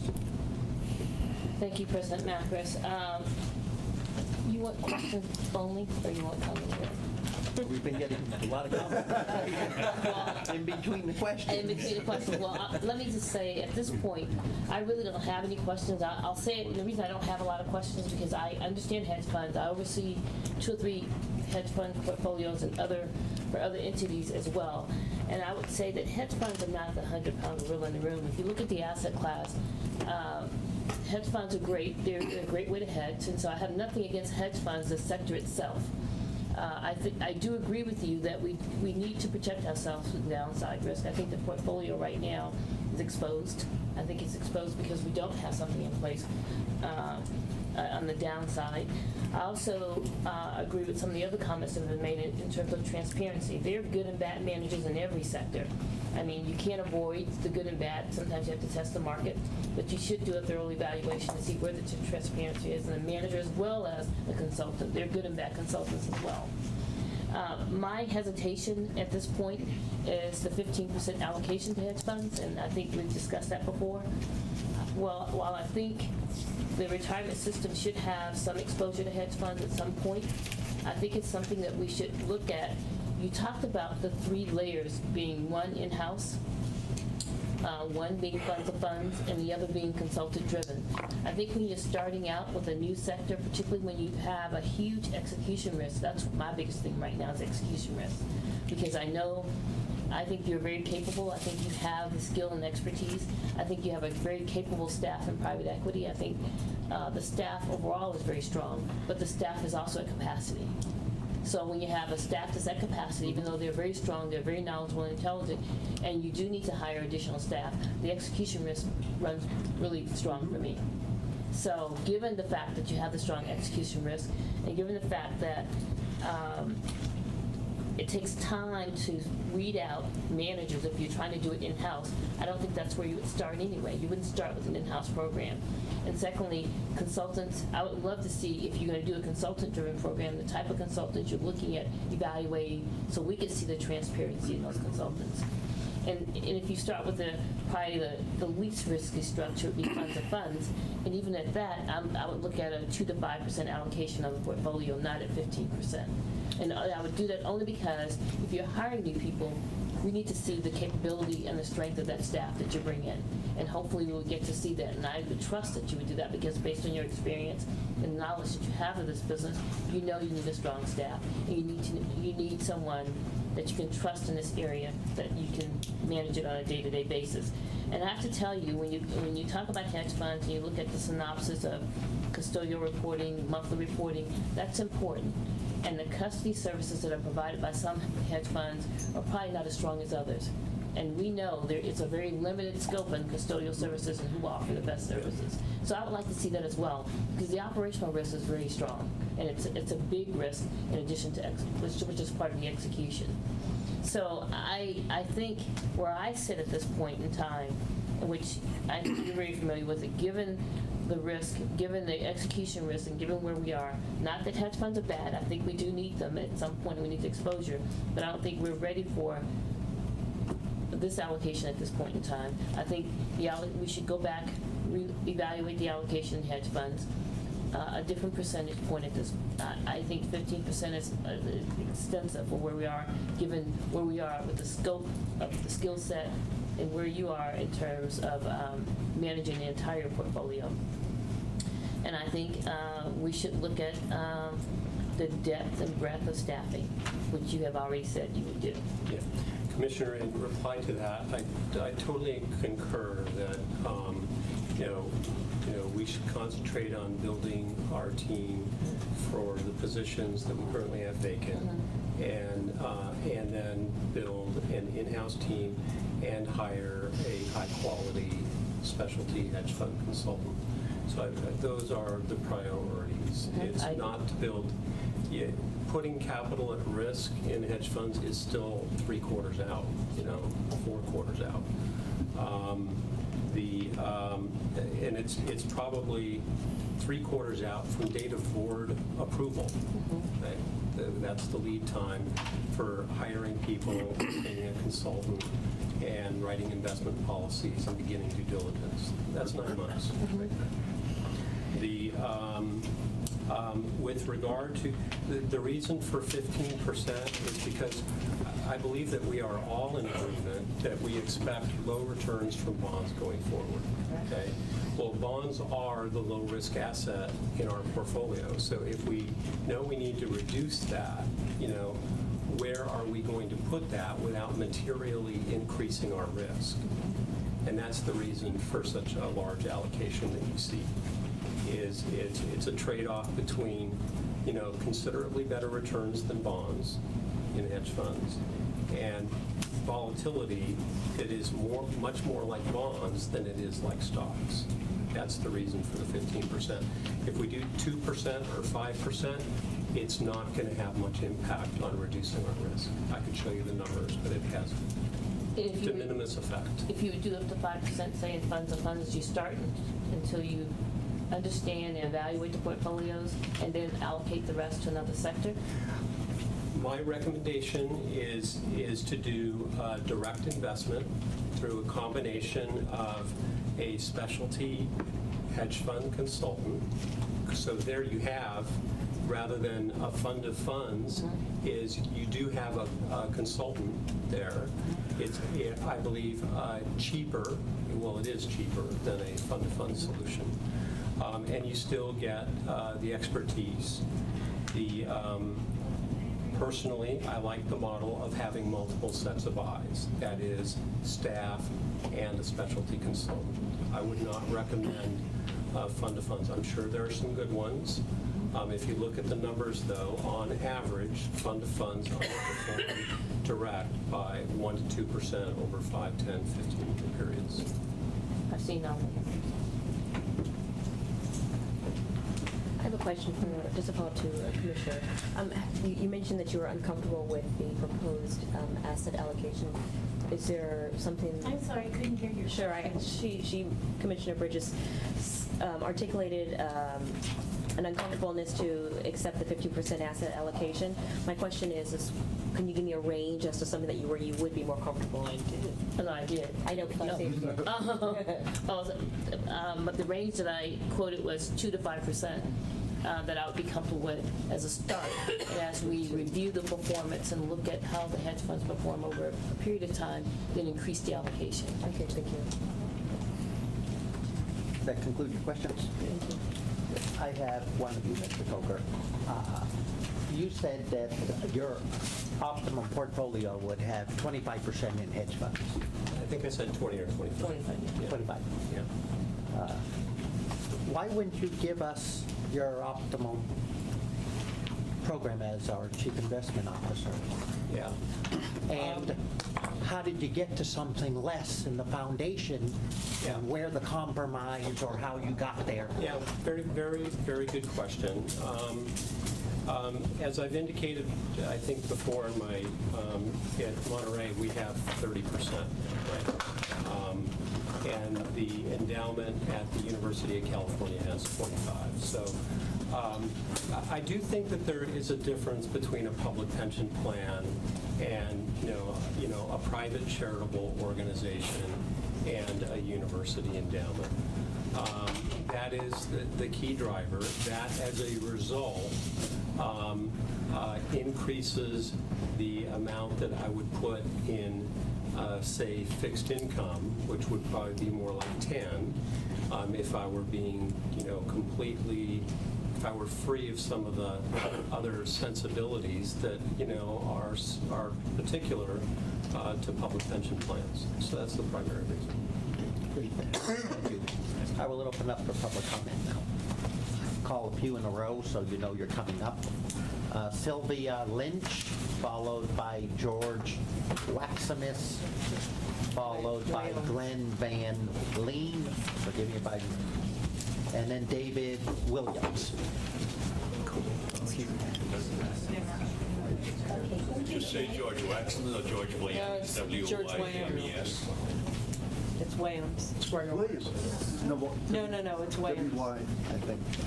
That's the George. George? That's the George. W-O-X-A-M-E-S? W-Y-A-M-E-S. It's Y. Williams. Thank you, ladies and gentlemen. Thank you, Bill, for your hard work, and Associate, thank you for giving us the opportunity to meet with you. And yes, transparency is a big issue. I am no way at all qualified to debate the methods of what Bill has come up with in his calculations. However, I do know that I'm 62. I have a great husband I have to think about his future. And I do know that I've worked for 27 years for this great city and county, which I'm very proud of. But I am very leery of hedge funds. I agree with Commissioner Leona Bridges that, number one, if we're going to start with this program, let's do it at 2%. And I agree with our other great commissioner, and I'm sorry I don't have your full name, the young one. Stansbury. Okay, thank you. He did point out something that is extremely important. We have 3 vacancies in the department that gives us 80% and above of a return for our retirement that we really need to look at. And that is really important to me. Hedge funds, no. Basically, no. And number 3, I feel that we really need to look at this and carefully consider any type of movement into a different hedge fund program. So thank you. I agree with Local 1021, the letter that was graciously provided by the president. And I also agree with Claire Savansky and her association. And I think that we should really keep a watchful eye. It's each of us, our money and our responsibility. And again, please don't go forward with the proposed hedge fund scenario that you're being given. Thank you. Thank you, Sylvia. Thank you. So polite. Thank you. I'm taking a turn. I know. Recognize you, honey. That's right. No bomb throwing. I know. Thank you. George? Don't need the microphone. Thanks a lot. No, it's, We use it for recording purposes. Thanks to commissioners for a very, very intelligent dialogue. Good questions. I appreciated that a lot. I'm 70 years old, retired social worker. Most of what you said, it's interesting, but I don't trust it. Second is, should San Diego lost $9 billion, and nothing really happened to the CEOs, whoever invested the money, people that hedge fund people, we are the ones that lose our pension. Hedge fund people or those who have background in hedge fund companies like yourself and others can always find a job somewhere else. But I'm the one who's supporting my grandchildren, and the loss of my pension means a lot, and I'm 70, I may not look it, but I am. Third is we have other alternatives to this, and the union has asked questions, has not been answered. Con artists, we have a lot, and Mayor Jordan, being a former cop, you would never have stand for con artists in our town. And we have a lot of that. We are at risk. In Catholic parlance, the devil never appears to us in our ugliest forms. It's as phony as toupee that some people may wear to impress the public. But their words may not necessarily hit what's into their hearts. Sylvia, I agree with Sylvia said. I propose that this be slowed down, and that we hire somebody that can present other options to the board besides hedge funds. Thanks a lot. Yeah, more options. Thank you, George. Glenn?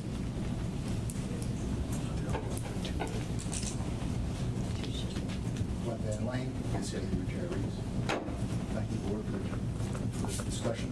It's been very informative, and the questions have been asked. We have a large amount of document apparently that may conclude some of the questions that got asked back in June 10th that we still haven't heard answers from. Perhaps those documents will also be public. We can start that transparent process. We've heard a lot about transparency today. We are all interested in reducing risk. We're interested in maintaining our fund. But when we ask for a transparent process and we don't have it, one of the broad implications of that is that, and it came out here, we don't know. We don't know how they're going to be putting the money. They're not telling us what the holdings are. Mr. Coker, as full a diagram as you gave, in your initial presentation, you were talking about flipping a coin. You're talking about the odds. You're talking about making the bets. It becomes like a gamble. And maybe everybody's really confident with the idea of the stock market as a gamble. But actually, Mr. Coker, back in 2007, you wrote your own document showing that a lot of things were the correlations. When things go down, what else went down with it? And you gave natural resources. One of the things over a 20-year period that stayed up and was not correlated with the other asset classes. We talk about asset classes, but our hedge funds quote asset classes. Most of the basic little brief searches I've made, no, they're not. You don't know what they are. They're just a number. They're just a proposed percentage at the end. That's the whole deal seems very opaque. That the hedge fund person will be telling you. We ask you what's transparent. You don't know. At the end, they're supposed to have this is a standard deviation. People are concerned about whether that is the actual measure of risk. So I kind of concur with the CIU. I hope that we do not go there this time. I hope that we install a transparent process, that we hire the people that we need to cover the main parts that we have, and defer this discussion at least. Thank you. Thank you, Glenn. David?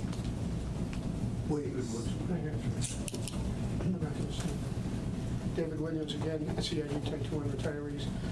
You've spoke a bit about, or we've spoken about the need for transparency, and the board members have spoken that hopefully we're going to choose the right hedge fund managers if we make this decision.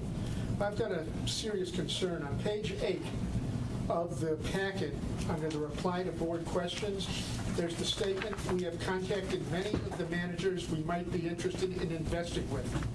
I'd be very interested to know who those managers that have been contacted are, because I have this tremendous fear and understanding that one of the managers that's been contacted is the William Elliott Fund Management firm that's also associated with Manhattan Management and Students First Management. All three of those entities, I don't know that they invest their funds in working actively against defined benefits and the concept of it, but certainly their fund managers, their CEOs do, and they will be using the tremendous amount of funds and commissions that they earn from these investments against our own interests. We do not want to be forced, we do not want to choose to be forced into subsidizing our own disenfranchisement in terms of defined benefits. Thank you. Thank you, David. Next up will be Richard Rothman, followed by Lou Barberini, followed by Lisa.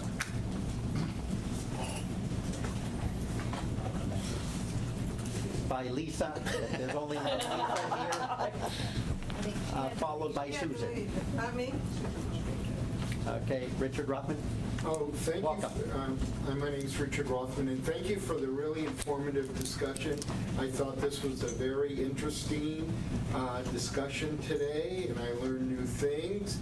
And I happened to be on vacation a couple of weeks, or now it's a couple of months ago, and I was sitting next to a lady from England, and she worked for one of the big 5 accounting companies, and she she audited hedge funds, and I happened to tell her that our pension fund is thinking about going into hedge funds. And emphatically, she said pension funds should not be in hedge funds. She was pretty insistent on that. And I'm concerned, I saw the list, I just got the packet yesterday. There's not that many CalPERS isn't on the list. There's not that many like Alameda and other California pension systems that weren't on this list here. And I'm concerned about the expenses and the profit. There's higher expenses in hedge funds. And if I'm wrong, I'm wrong, but I think in reading this, and also the profit, the managers take out a percentage of the profit before they distribute it. And the other thing that concerns me, that they want to hire more staff, which is fine, but why can't the staff that we want to hire do the direct investments instead of us needing to hire consultants, and then we could have, save on money, because, I think that's what our staff should be doing, the direct investments and not relying on consultants so much. And thank you for the informative discussion today. Thank you, Richard. Lou? Thank you for letting me speak. I'm a city employee as well, and thank you. It seems like everything's gauged at trying to fight the last battle, the last market crash. And I want to talk, someone else spoke about what happened in the last financial collapse. In 1997, there's this guy that left Solomon Brothers, John Merriweather. And actually in 1996, he earned 40%. 1997, he earned 40%. And I'm sure that if we could invest in his hedge fund now, we would have, because it's just phenomenal returns. He had on his staff a Nobel Peace Prize winner for economics. I mean, this is a brilliant staff. The next year, he lost $4.6 billion, and he almost brought down Bear Stearns himself. So we're looking at hedge funds as a hedge against a market decline. In 1998, long-term capital almost created a market decline. They had to lower interest rates just to get the economy revived. So I mean, I think it's a little exotic. Hedge funds, and I don't know if we have the capability. I look at that, most of you, if you're city employees, you also have access to the deferred comp plan. And a couple years ago, during the crash, some of you want to park your money in the stable value fund, which is essentially a money market. It's not a money market technically, but it is a money market. And we had derivatives in there, just like the hedge funds use. And that fund that on September 30th, 2008 had $711 billion in it. 3 months later, it had $600 billion. Million. It dropped $100 million in 3 months. Two things. One, it can show the volatility of derivatives, but also when hedge funds invest in derivatives, it's hard for them to mark to market. So you don't know what the value is. It's great. It's worth this is worth X, when really it's worth X minus 10. And you don't know that because it's not traded on a liquid market. So it gives them an advantage, I particularly think. And in terms, I work for a big four firm too, so I mean it's coming from that. And Mr. Milberg, if you asked me where I would invest in 2008, it would have been with John Paulson actually. I would have gone with the credit default swaps in a hedge fund. But I don't have the advantage of knowing to get out because he's not been successful since. He's invested in gold, it hasn't done well. So I mean, yeah, it's great to have hindsight 2020, and some guy is an anomaly, makes one great investment, but he has not carried that out since. There's very few that can. So thank you. Great, thank you, Lou. Lisa? Here, she's gone. Okay. Susan? I'm retired civil manager, and I'm really, it's really hard for me to stand up. You don't stand. Oh. Stand. I really appreciated her comment about the oversized fees. And when he's talking about the Coca-Cola and the wins and gains, you're forgetting the fees. All the fees that are being paid, your profits are much lower. So that he kind of forgot. And the amount that you figured out, Herb, he couldn't figure out how much he was going to earn. Did you realize that? I mean, if he can't figure out how much he's going to earn, do you really want to give him our money? I'm not sure. I did have, I looked at the New York Magazine. I just want to read the last paragraph very quickly. this was from August, hedge fund strategies have become so obtuse, their sales pitches so aggressive, and their monitoring so lax that one could question whether anyone should be in these funds, let alone pension plan managers who have no ability to judge what these funds are doing and are supposed to invest regular folks' money into relatively safe places. Sure, pension funds that opt out won't generate huge returns that hedge funds do in good times, but more important, they won't get crushed in bad ones. I think if you invest in a hedge fund for us, you're negligent. Question is, are you criminally negligent after San Diego? Thank you, Susan. Tim O'Brien, followed by Larry Barsetti, followed by Michael Seville. Tim O'Brien, retired firefighter. And I appreciate all the discussion that was going on, all the questions that were answered, issues raised. The track record of the retirement system since I've been a member, which is a long time now, almost 50 years, has been tremendous. I mean, you're in the top quartile of funds in your category, in our category. That's about, and I listen to what is going on. Part of your investments, one is to keep this system strong, as it has been. Also, I appreciate the fact that you've had sufficient earnings to pay a supplemental COLA, which has been instrumental to me to keep up with the cost of living in the Bay Area. And finally, after all this discussion, the idea of not getting started, to me, you can discuss this until it dies of its own weight. Sometime, you got to make a decision. And at my urging, if you're going to vote yes, vote it up, vote it down, but not wait until there's a downturn and say, geez, we should have done that 6 months ago or a year ago. It's time to make a decision, in my opinion, and either get on with it or stop it. Thank you. Thank you, Tim. Larry? Yes. Yes, I'm Larry P. Barsetti. I'm the Executive Secretary of the Veteran Police Officer Association, and I chair Protect Our Benefits.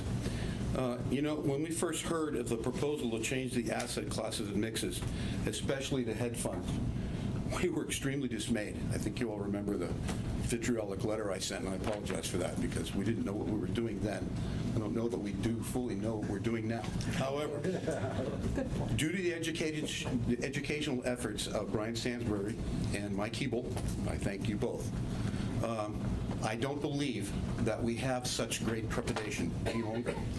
I'm not sure that we know the proper thing to do, and I'm not sure that anybody else in this room, except for maybe sitting on that table and that table, will really know anything about this.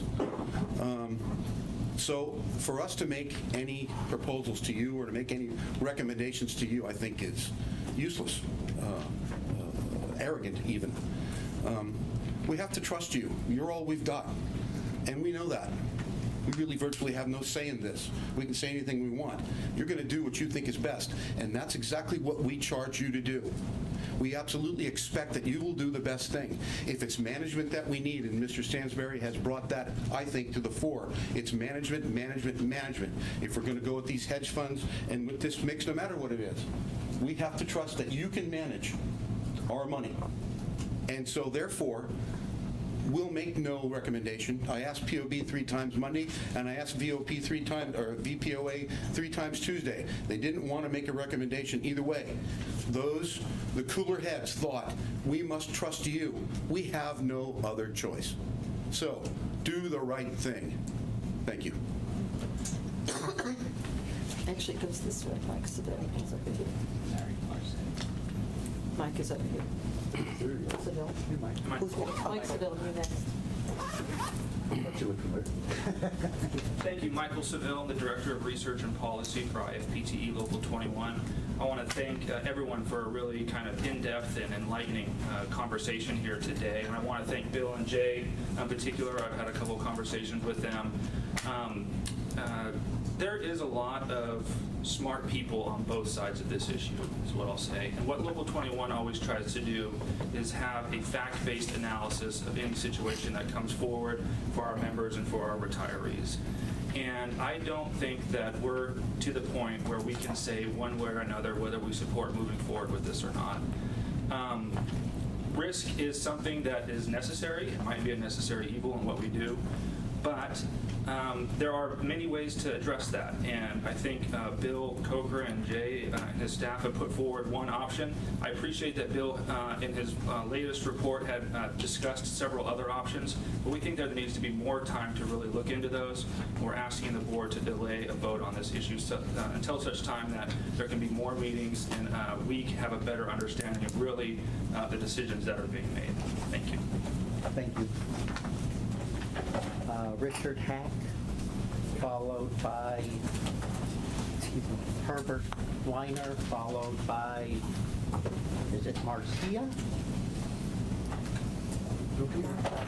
Martha?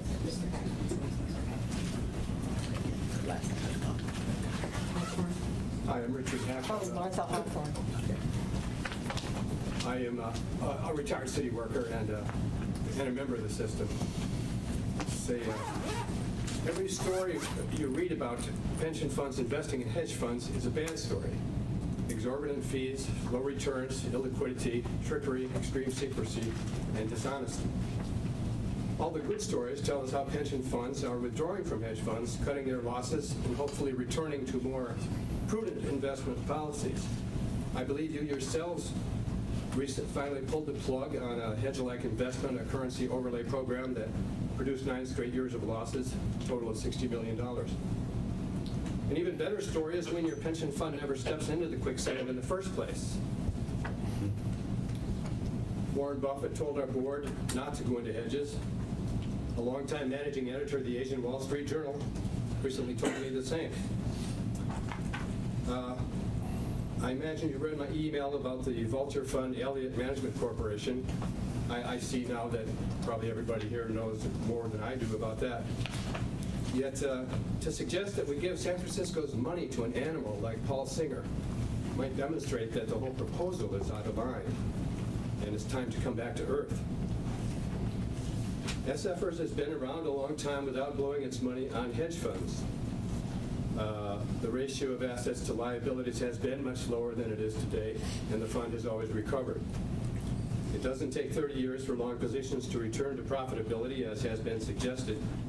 And San Francisco appears to be very patient and upbeat and not panicking. If we continue to be a success, it also gives hope to people everywhere who currently have no pensions, and it provides hope for the entire public sector.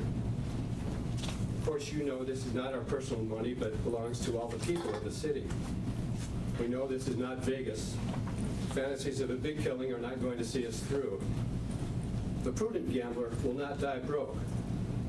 It ought to be exciting enough to manage billions of dollars without over-mortgaging the farm. And I would just add in conclusion that while we all depend on experts, and every member and everyone else should learn as much as they can about this, we do have a role to play in the decision. Analogously, a friend of mine once said, "Oh, why should I have to serve on a jury? Judges know more about the law." I said, "Well, the judge may know more about the law, but you may know more about justice." Thank you. Herbert? Yes. Microphone. Pass it forward. Yeah. Thank you very much. It's on. Oh, it's on. Good. Is it? Yeah, it is. Yeah, it just Okay. it records, it doesn't amplify. Oh, I see. Okay, thank you. My name is Herbert Weiner. I don't speak on behalf of any group. I speak on behalf of myself, and the opinions are my own. But I do express some concern over this Elliott firm that is supposed to be aligned against defined benefits. But doesn't that conflict with the mission of the San Francisco Employee Retirement System? Doesn't it compromise the integrity of the retirement system? Doesn't it also call the question of this report into question because it's now incomplete? And because it is incomplete, I don't believe I would not support this resolution at this time to accept hedge funds as part of the portfolio. Because basically, I don't believe in giving money to consultants who are arraigned against us. And I mean, there are people who sit on this board who are going to be reliant on defined benefits, especially police and fire who have no Social Security whatsoever. They're reliant on this very benefit. And when that is being compromised, I would call on fire and police for help. You better believe it. I say put out the fire and hose down Elliott. Now, the other thing I'm wondering about is this. Is it possible that retirees can also form part of a committee to consult with the retirement system board? That we could have meetings, that we, this citizens committee, retirees committee, should do research on their own to present to the retirement system? Because we can gather information from business newspapers, from all sorts of publications, from economics texts. We could actually provide feedback on a regular, ongoing basis. And this is a thought that came to mind. But anyway, I'm not going to hedge my vote. I say no on hedge funds. Thank you. Martha?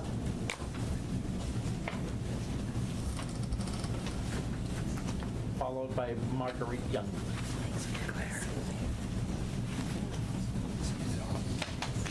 Hi, my name is Martha Hawthorne. I'm a rank and file member of Local 1021, recently retiree, depending on my pension. Thank you for this most informative session. And I do believe we have the capability in this room to understand what is at stake. And it's clear to me, all of you commissioners and most everybody in this room does not want to make a decision right now and take on the responsibility of a decision that will change allocations that could turn out badly. 5 of my coworkers were here today. They are still at work. They can't stay. But they, as well as more and more people in our union, SEIU, and all the retirees, all the active employees, we know what's up. There is a reason that there is reluctance to go with hedge funds. Just look at the record. We have reasons. I think we have the capability to protect our pension in other ways, and we should look at all alternatives. We have resources in our union and other unions to have an independent consultant, and we need to know our options before we make any decisions. I say it's not worth slowing down. This needs to be stopped right now so we have the time to really look into what our options are. Thank you. Thank you, Martha. Good afternoon. My name is Marguerite Young. I am with the Service Employees International Union's Capital Stewardship Program, and I act as a resource to our locals here and around the country around the management of their retirement assets at defined benefit pension plans. I thank you again. This has been quite an informative discussion, and what I would say actually is that most of the pension funds that I work with have this kind of discussion early on in their exploration of how to do asset allocation on a 3 or 5 year basis. And there are a number of things that I find to be unusual about the process being used here in San Francisco. First is that I think it was Commissioner Mayberger who mentioned, it might have been actually Commissioner Driscoll as well, is that I still have not heard a consensus from this board about risk tolerance. I've heard Mr. Coker's and Ms. Couch's discussion about what they believe is the correct risk level for this board and what can be managed in terms of the asset allocation. But they're your advisors. You are the decision makers. It's you who needs to decide how, in dispatching your fiduciary duty, that you carry the risk for all of them, not me, not in the plan, but for those that are in the plan. And we have asked you to engage, we're asking you to keep the asset allocation where it is right now, and to kind of, as hard as that's, I think actually a lot of the work has been done to understand this, but it hasn't all been done. All of the work that's been done has been in defense of the proposal. Yes, exactly. And typically, there is a process that does not prejudge an outcome, that is engaged in and allows the board to make a determination. And that's what our request for an independent consultant to do that kind of contrarian analysis is in seeing that once again, a proposal has been put forward that is in defense, where the information is in defense of the recommendation. So this seems like that hasn't been heard. We submitted a letter of, Roxanne Sanchez, our president of Local 21, submitted a very long letter with very many questions. I was specifically told by Bill Coker that he had been told not to answer our questions.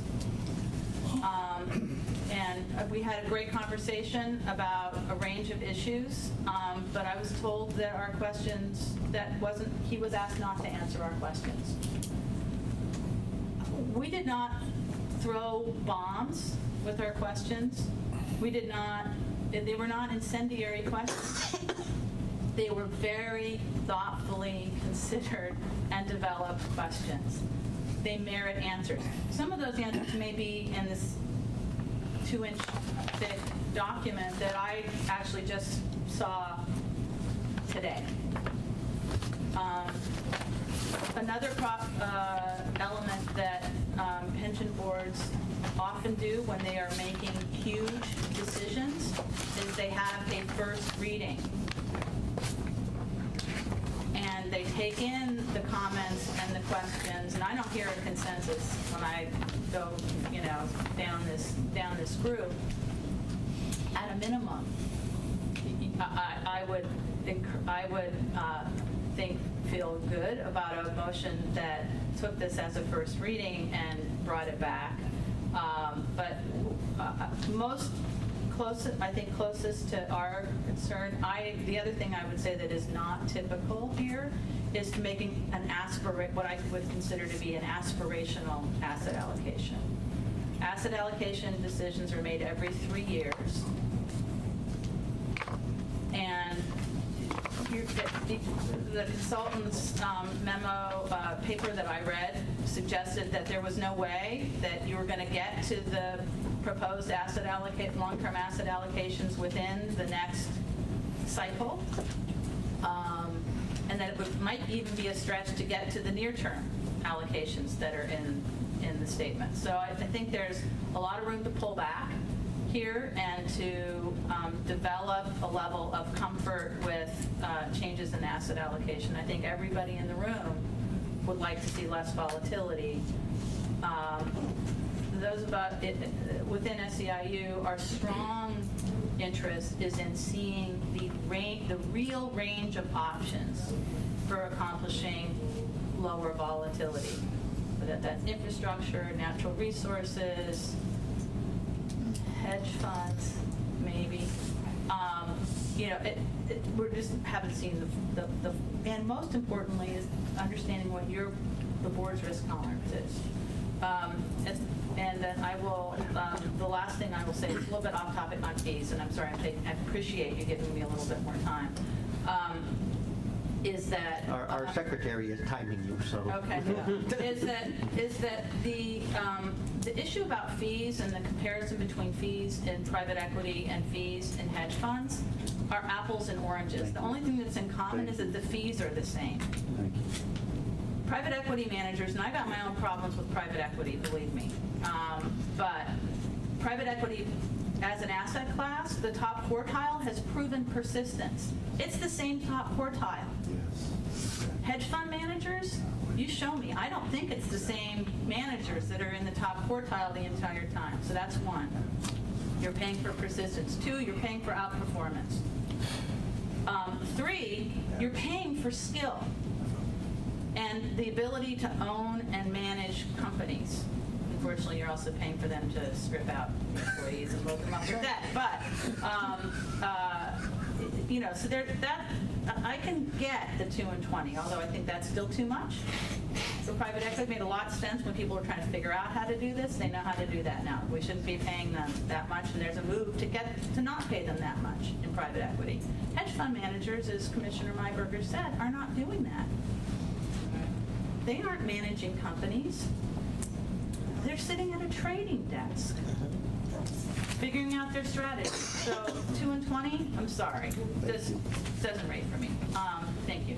Thanks a lot. Any other individuals who would like to address the commission? Go ahead. I defer to. That's fine. No, I defer to Mikey. We're going to take you off.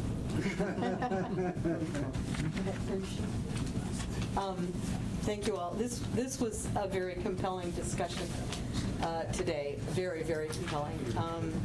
And I actually liked the comments from both sides of Mr. Macris, Commissioner Macris. I heard the issues about global equities and other high-risk investments, and I have great concern about those.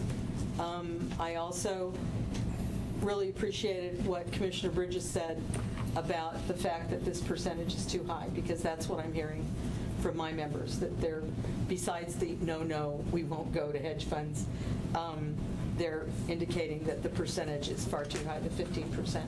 When we looked at CalPERS putting in about 1.5% and coming through with the divestment from that much, they said, why are we going for more than 15%? That just seems too much of the fund. So that was a big issue. I think that what I gleaned from all of this and what I would report back to my members is that taking some kind of vote on this is too premature. I think there's a lot more work that needs to be done, and maybe